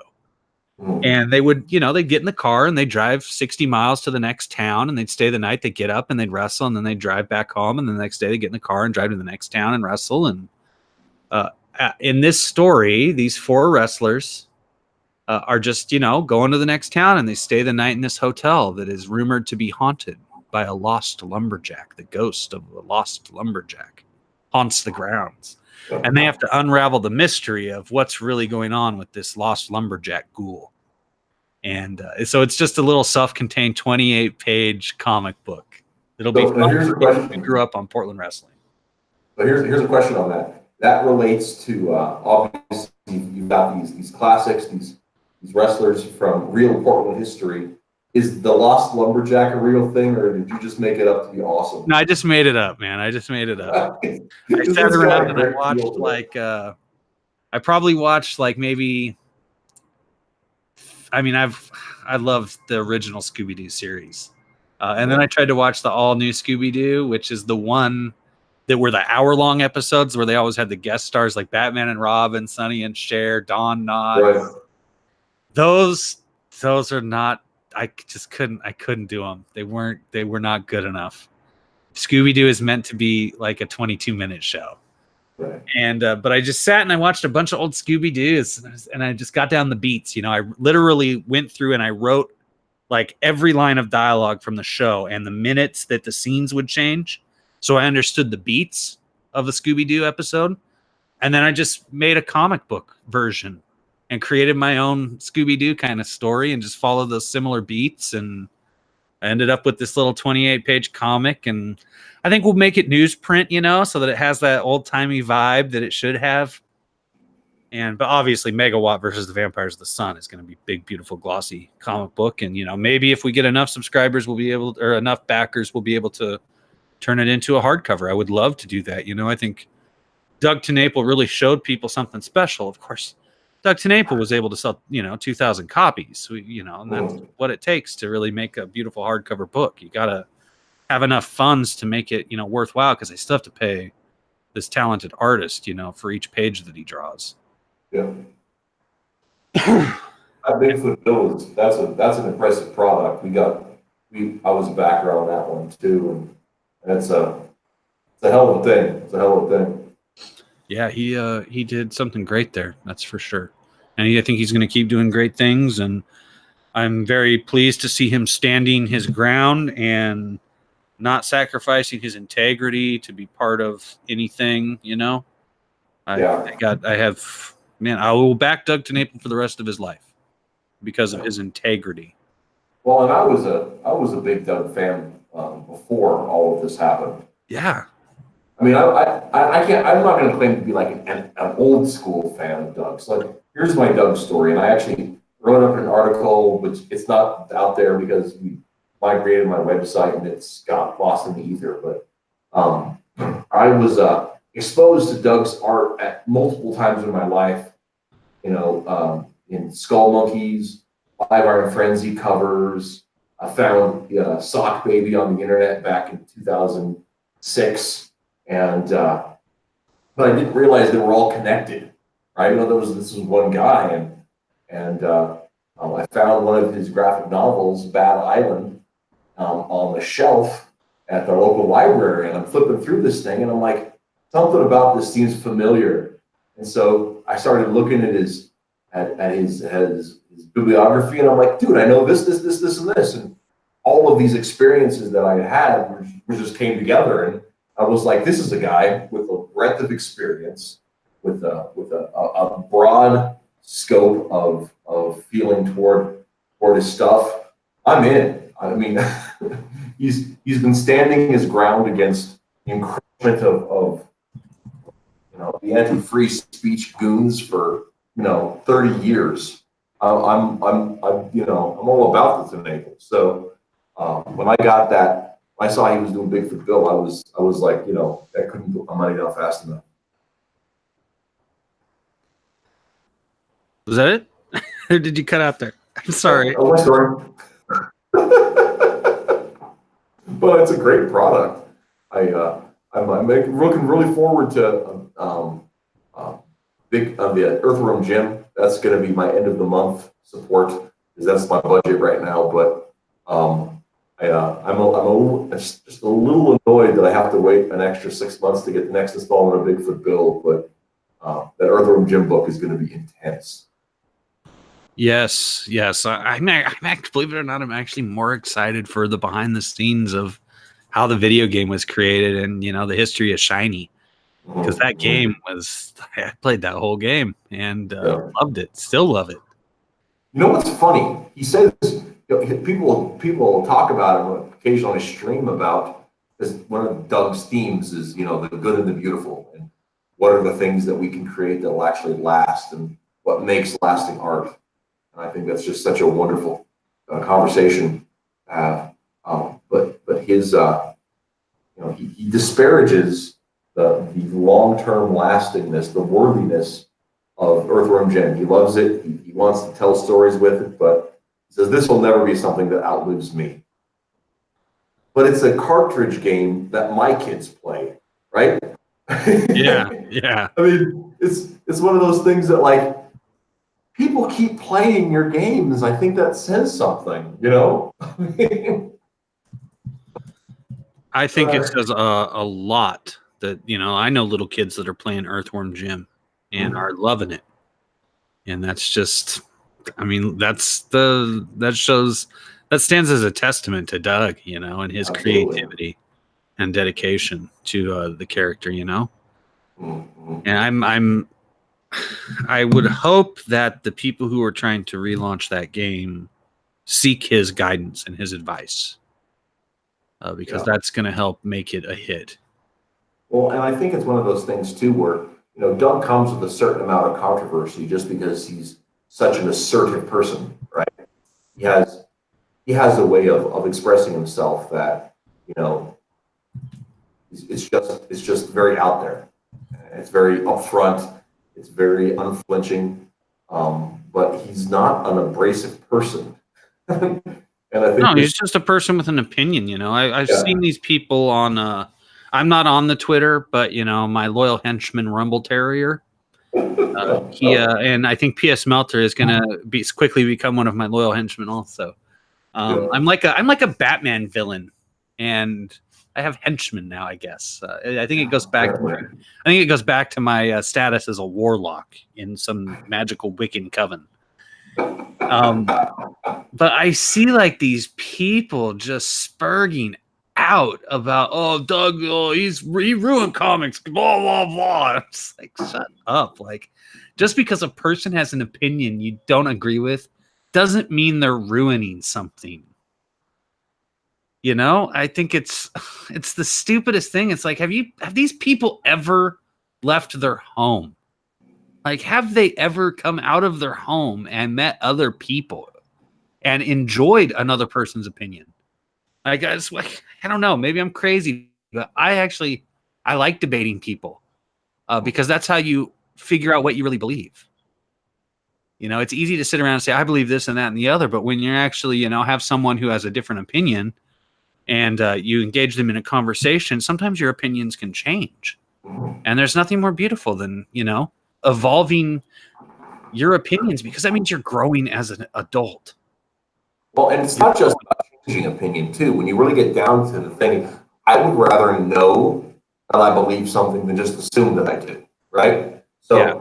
I like debate because it makes me think about my positions and does it really make sense? Can I hold it in and make sense of all of it in a way that allows me to be confident that I'm holding to something true, right? Mhm. Because I don't want to be deceived, you know, and I don't want to deceive myself. And the only way to know, you know, not the only, but amongst the best ways to know if you're whether or not you're full of shit is whether or not you can explain it to somebody else. Yes. Yes.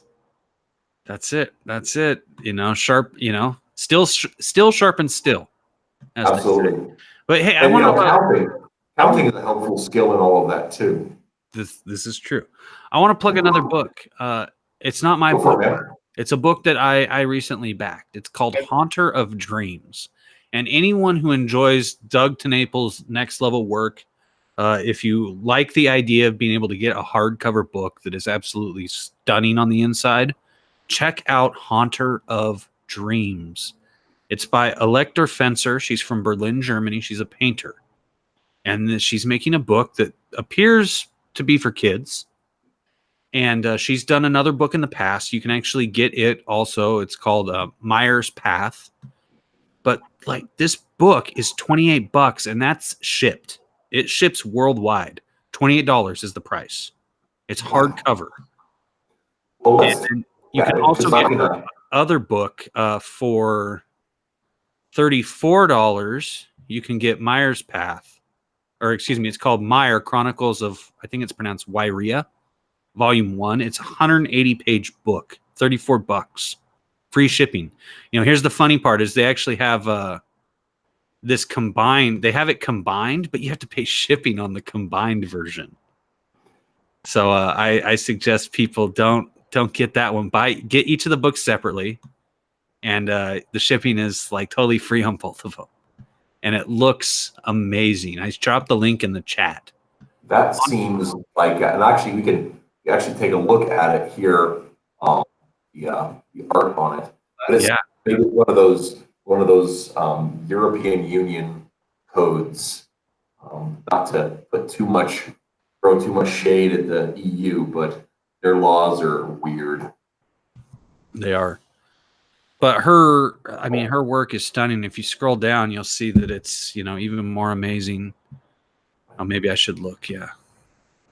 I love those colors, man. Yeah. Big time. Big time. Look at that.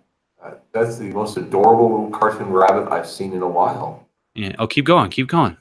It's going to get better. Nice. Look at this. Oh man. And it's just like the story of a little boy's dream. Yeah. And the other one, the Meyer book, which you see a little bit of down below here, is, I mean, it looks just as good. And I'm not, you know, obviously I can't vouch that this is 100% for kids, you know, and in Europe they might have a little bit different standard than we do here in our puritanical society, which I'm fine with living in. I like that, actually. The older I get, the more I appreciate that. Because I don't want children exposed to weird stuff. I want children to remain children for as long as they can. And these books are just amazing. And they're a deal, like 180 pages for, you know, $34 shipped. You can't beat that. That's unbelievable. No, you cannot. This is from that other book she had. Yeah, this is from the recognize. first book, but you can get it too. You can get both of them here. And, you know, like I was saying, like they have them combined, but you have to pay the shipping if they're combined. If you get each of them, if you back each of them separately, you don't pay the shipping. The shipping's just included. I don't know what the deal is. I'm going to leave. Maybe they're having them printed through Amazon, direct printing, and so it's shipping for free. Yeah, could be that. Yeah, that is Good looking thing, man. It is, back Legends of the Lone Wolf first. But if you got, if you got $60 to spend on books, Legends of the Lone Wolf and this, like, wow. I think you're going to be really happy because she's obviously already delivered once before, so you know that she's going to deliver. Yeah. Just like Doug Garrett has delivered, Lone Wolf issue 1. And yeah, I think he was like 30 days behind on shipping, but that's because he asked all of us backers, would you like it if I hired like a real colorist to do this? And everybody was like, yeah, heck yeah. Like hire like the best colorist you can. We're fine with waiting a month. Yeah, I remember that. And so he did. And I love that too. I love that he cared about his backers, man. I see these artists who shall remain nameless. And, I know one guy who's actually a really good person, but clearly mismanaged his time terribly. He just announced this week that, like maybe today even, that his book, which is already like past due, if I'm not mistaken, now is not going to be done till December. I think it was May was when it was due. And it was due in May, so it's behind. And now it's not going to be done till December. And like, I like that guy, so I'm not going to dog him, but he's a pro. Is it a and book he should know about technological amphibians? Yeah, there's some legit. No, actually, no. That's another guy who, and I just find that to be so disrespectful to your backers. These people invest in you, and they believe in you, and they support you, and you don't update them regularly. When I do a campaign, you better believe like I'm going to be showing off new art all the time because you are the people who paid for the art to be made, so you have a right to see it when I see it. And that's my opinion. I'm very firm in that. You need to update people every other week what is going on with the campaign. Let them know they've taken a financial risk, and just because I'm taking a financial risk and my partner is taking a financial risk, the people who have funded the book to completion, like our financial risk extends to 6 or 7 pages of art to help launch the campaign. It's the backers who are going to pay for the other 40 to 70 pages to be drawn. And so they should have a right to, see them. Now, granted, I'm not going to show you everything because I don't want to spoil it for you, but I'm going to make sure you're in the loop all the time and know a page count every other week. Like this is where we're at now. And Josh Spencer draws he's fast. He's very fast. But, hopefully we can hire a colorist. That's going to make the book come out even quicker. And that's the big one for me is like, can we hire a colorist? Can we raise enough money so that Josh can just focus on, drawing and inking this thing? And then we can just ship the pages to our colorist.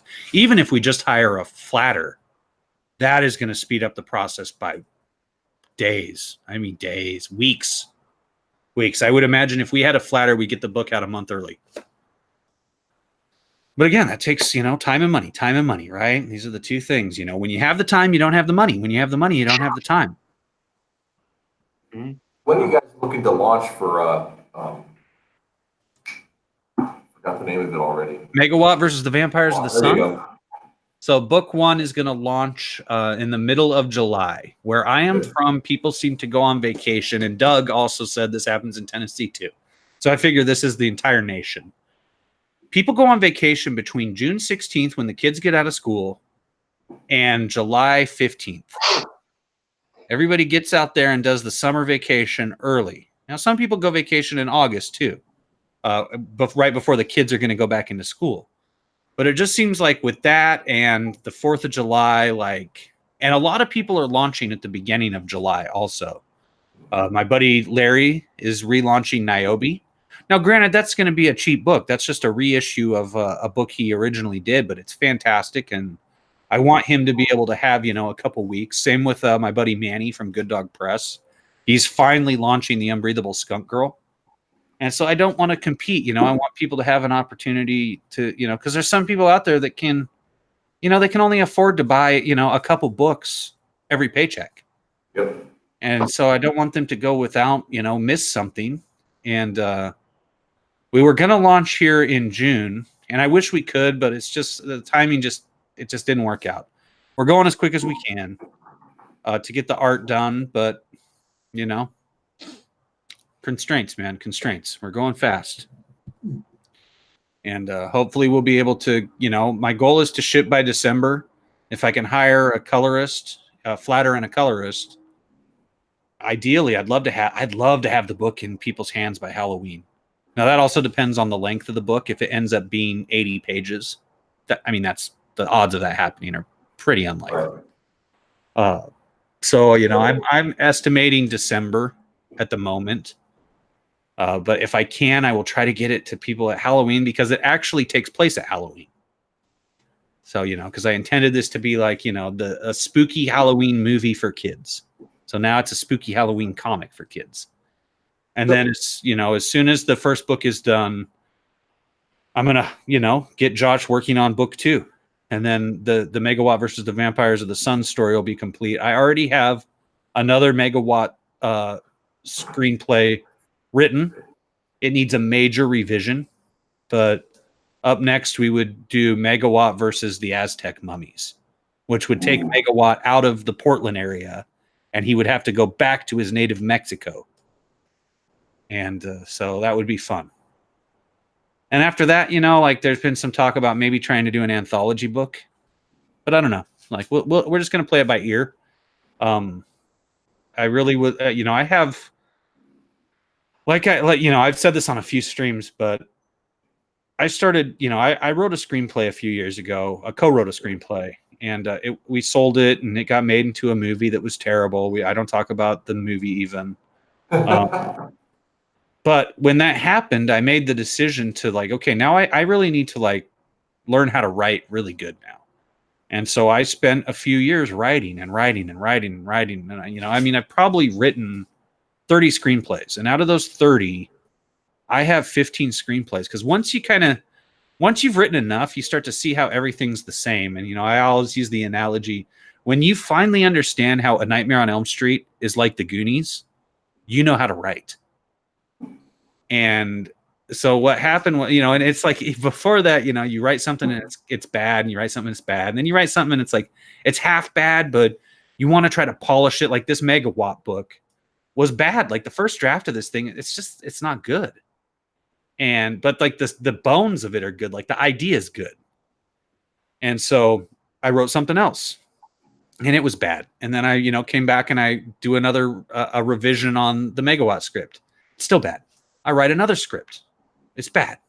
I do another revision on Megawatt. Still bad. I write another script. It's good.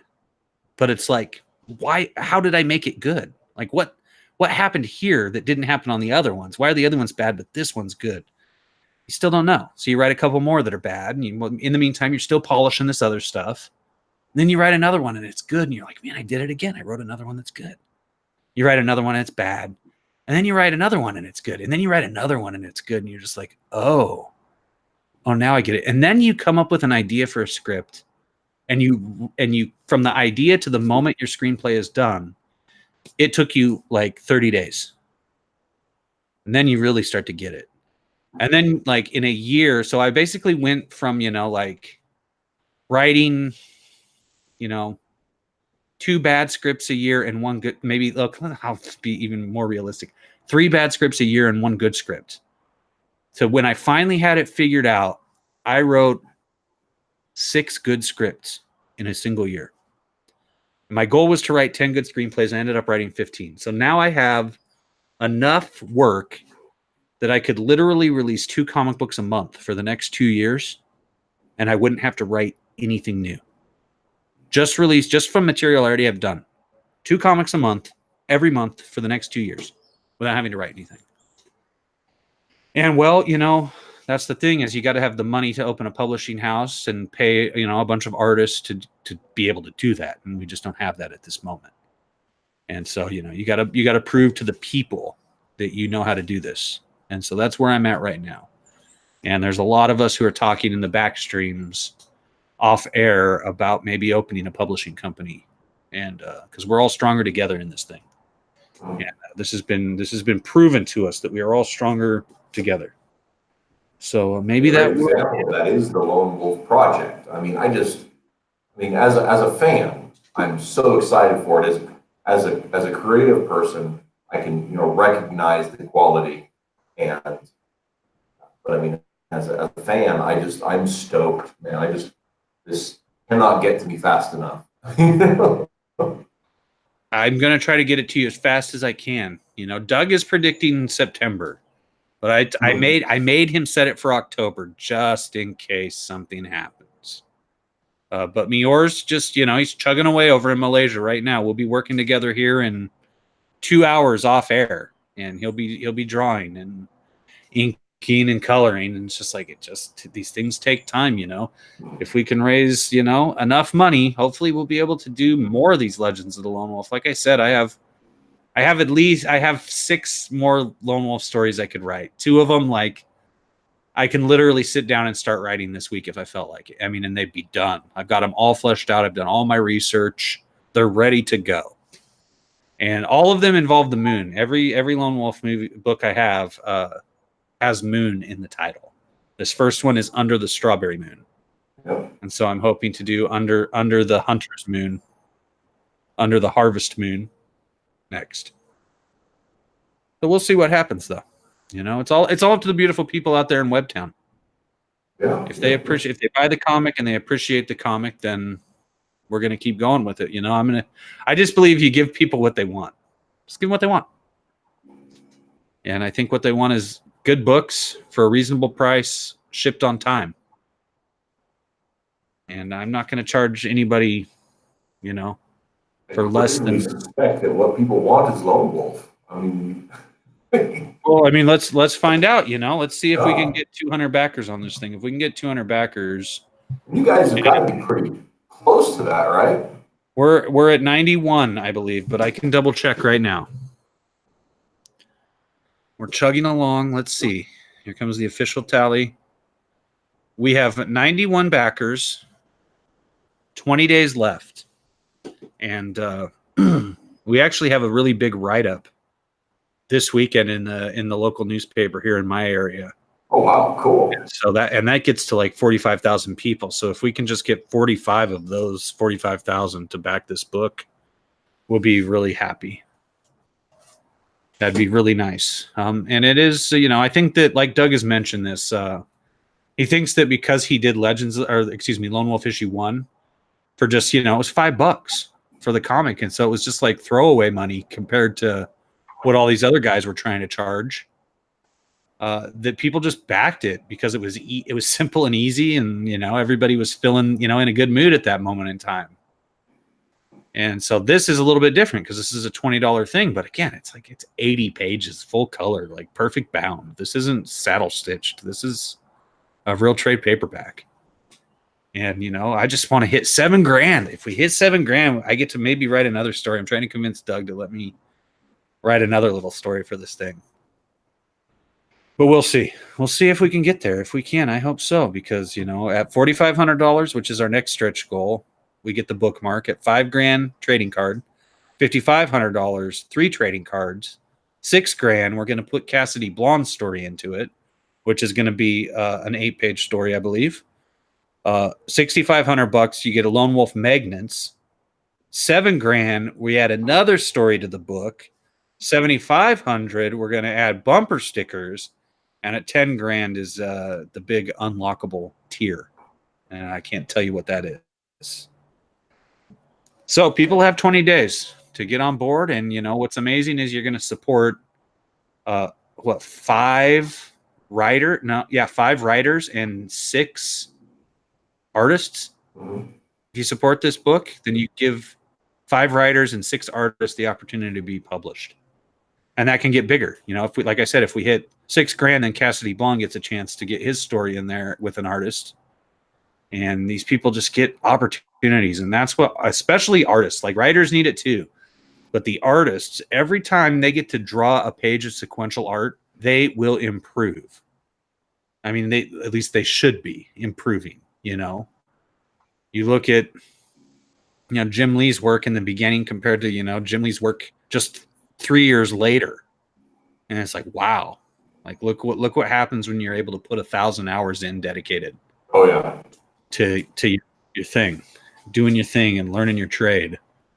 So hopefully the people will get on board and start supporting more independent books. And I think that a lot of people, like I've mentioned this too, and the creepy racist guy who was attacking us, was frothing at the mouth because I said Native American comics are not exactly a hot topic and a hot subject right now. But this character is really unique, like Doug and I both were talking about, like, this is like the only Native American character who does not physically just give completely into the stereotype of just like, oh, it's an Indian with a feather in his hair and war paint on. I'm so sick of seeing that. And that seems like it's been every Native character ever created in Marvel and DC. Like they're just interchangeable. I think some of that, like depending on the individual character, some of that made sense, and I like but I think there's a place where that doesn't have to be that way. And one of the things I like about the Lone Wolf design is that it pays homage to the style that American frontier style, but at the same time it's timeless.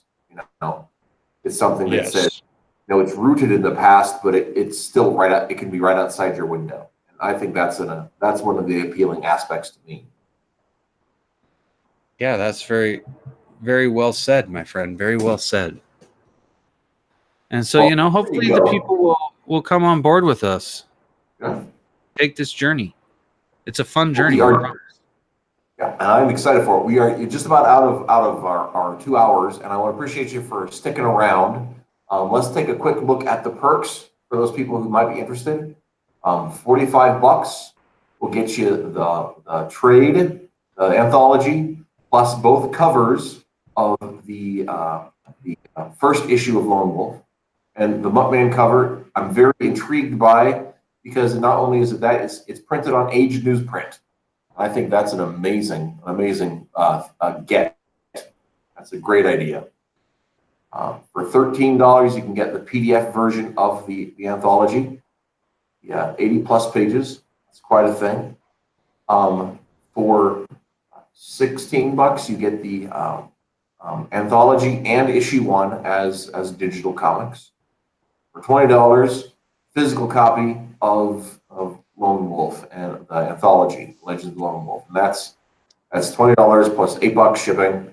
Less than $30 gets it in your little hand. But if you are in the Pacific Northwest, if you are in the Portland metro area, Southwest Washington, like Clark and Cowlitz County, if you go to lonewolflegends.com, it'll take you directly to Indiegogo, and you will see a secret perk where you can get the book for $20 plus $1 shipping and handling.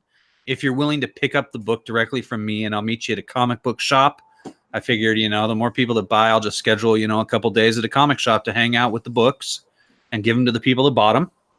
And that'll save you $7 on shipping, because we can just have it all shipped to my house, and I can just, deliver them as needed. That sounds and if you're in Tennessee, contact Doug Garrett either on Twitter or on Facebook, because he's doing the same deal, but I'm not sure where he's at in Tennessee. So you would have to contact him there. He mentioned earlier, but I've been in Tennessee once, and so I don't. That's a good sized state, and so I'm not really sure where he is, but I'm sure he's willing to meet you, because that'll save you $7 that way also. And you're not going to find a better deal for an 80-page full color book. $20, like, wow. And you support indie guys, man. Indie. Make your own damn comic book. For $25, you get a copy of original Lone Wolf 1 with the standard cover, and the Legends of the Lone Wolf, the trade, or the anthology.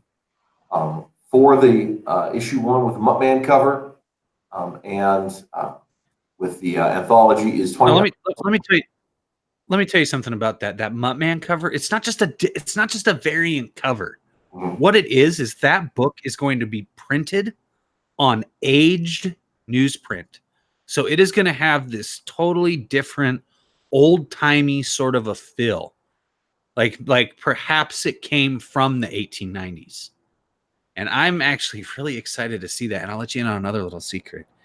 If you were one of the original backers of Lone Wolf issue 1, there is also another secret variant cover by J. Paul Sheik, who did the artwork that you're showing right there on the screen right now, Matt. And you can only get that if you were one of the previous backers of Lone Wolf issue 1. But maybe if you send Doug Garrett a private message, and you ask him nicely, he might like secretly let you, get the link to get that too. Yeah, who knows? Doug is a kind person, full and charm. He's a kind man. The only thing bigger than his heart is his gut. I wasn't going to say it. So, and I'm going to scroll past the 2 copies for $35.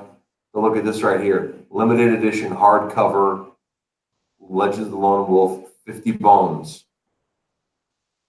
That's it. That's the one you're gonna want because When you I love consider- that person has the same ringtone I have. That was me. All right, so we shared the same ringtone. That's great.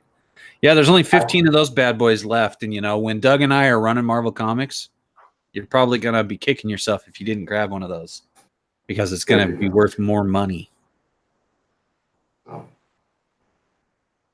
But those are the ones I'm going to say.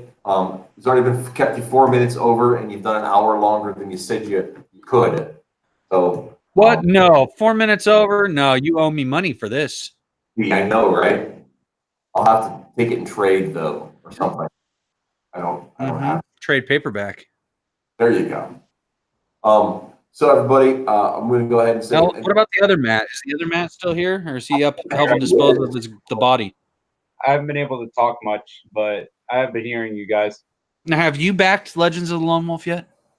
I haven't backed anything lately. In fact, I've barely spent any money on anything but this new car I'm saving towards. Oh, what kind of car? Just a used one. You see, I work delivery, so I kind of need a car. Oh, sure. Right now, I'm just saving up bits at a time, and then the car that I was currently using was out of commission for about a week. Ooh. Yeah, so Take care of that. like on top of not spending a lot of money, my progress has also been halted. Well, hey, look at it this way. If you back Legends of the Lone Wolf with either version of Lone Wolf issue number 1, you're going to have over 100 pages of content to read. So really, you won't need to buy any other comic books for at least a couple months. That should tide you over. And the stories are so good, you're going to want to go back and read it again. I mean, I'm definitely interested in it. I'm definitely I do like the idea, and I love the that someone's actually writing about native culture, and it's not like total butt kiss. So, I mean, it looks great. I just haven't had the time. Like, there are several books I'd like to. I mean, you do realize that a Native American like Lone Wolf, he would have just walked everywhere. He wouldn't need that car. Yeah, yeah, you were an hour late, and I was like, yes, but I am one with nature, and I have brought you here. Mm-hmm. It's the high pressure sale at the end of the show. I'll tell you what you do. I'll tell you what you should do here. This is the best advice I can give you. When you should get 2 copies of Legends of the Lone Wolf. So when that person starts bitching at you, you can just say, "Yeah, but look what I brought you," and you give them a copy.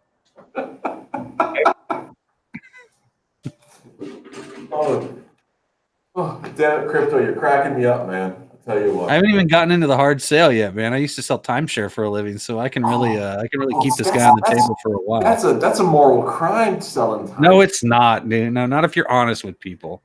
I Fair didn't pitch any. I never pitched heat. I did not pitch any heat. I was always honest and upfront with people because I had a friend whose dad had bought a timeshare and he bitched about it and bitched about it and bitched about it. And I was just like, what don't you like about it? Oh, it doesn't work. I'm like, well, when was the last time you used it? Well, I haven't used it.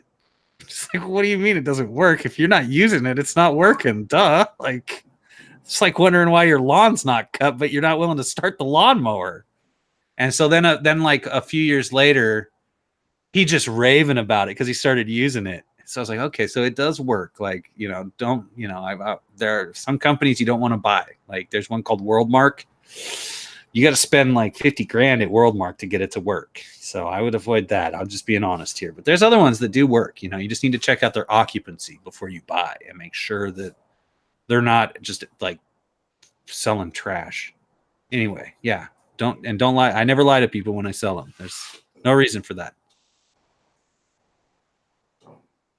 Well, that was the weirdest segue toward the end of the show that we've ever done.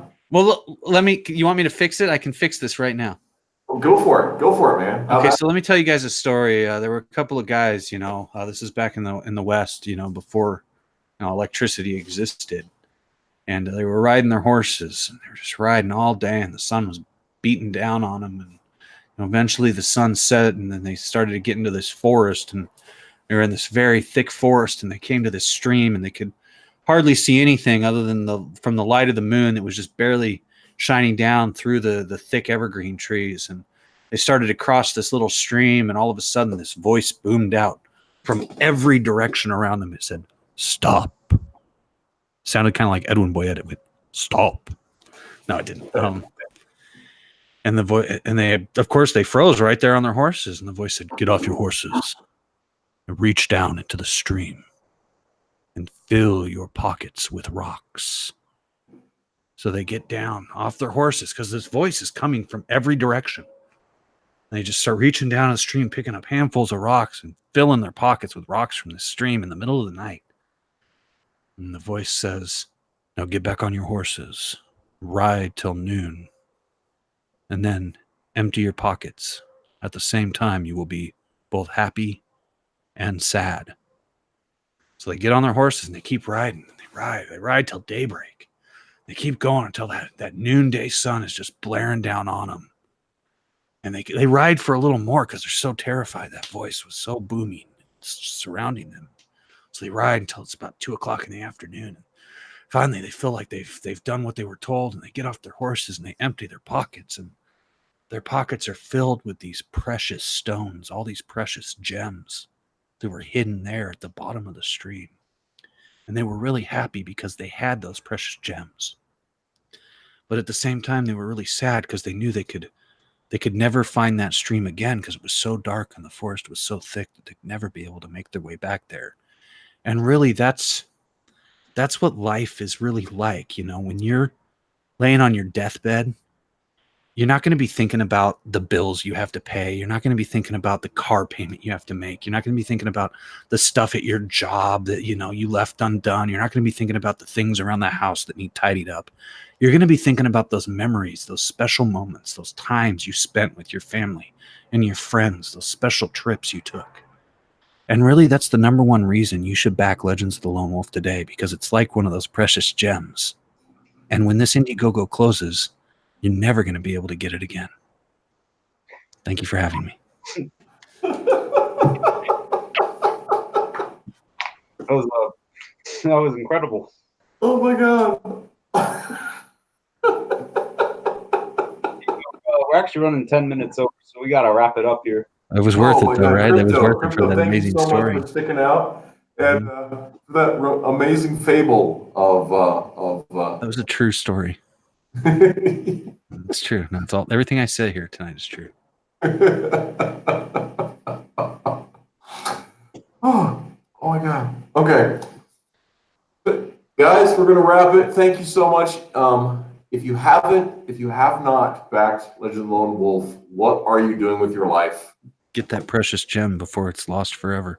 Get it quick, man. The crypto speaks the truth. And we will be back next week with special guests like we always try to, and art and life and comics and what that all means. Oh, yes, Melter says get the hardcover. So there you have it from him. So we'll go ahead and wrap it up. Thanks again, Crypto, for coming on. Doug came on earlier, and to all those people that couldn't make it, we missed you. It would have been great to talk to some of you guys. But anyway, we're going to call it, and good night, everybody. Good night.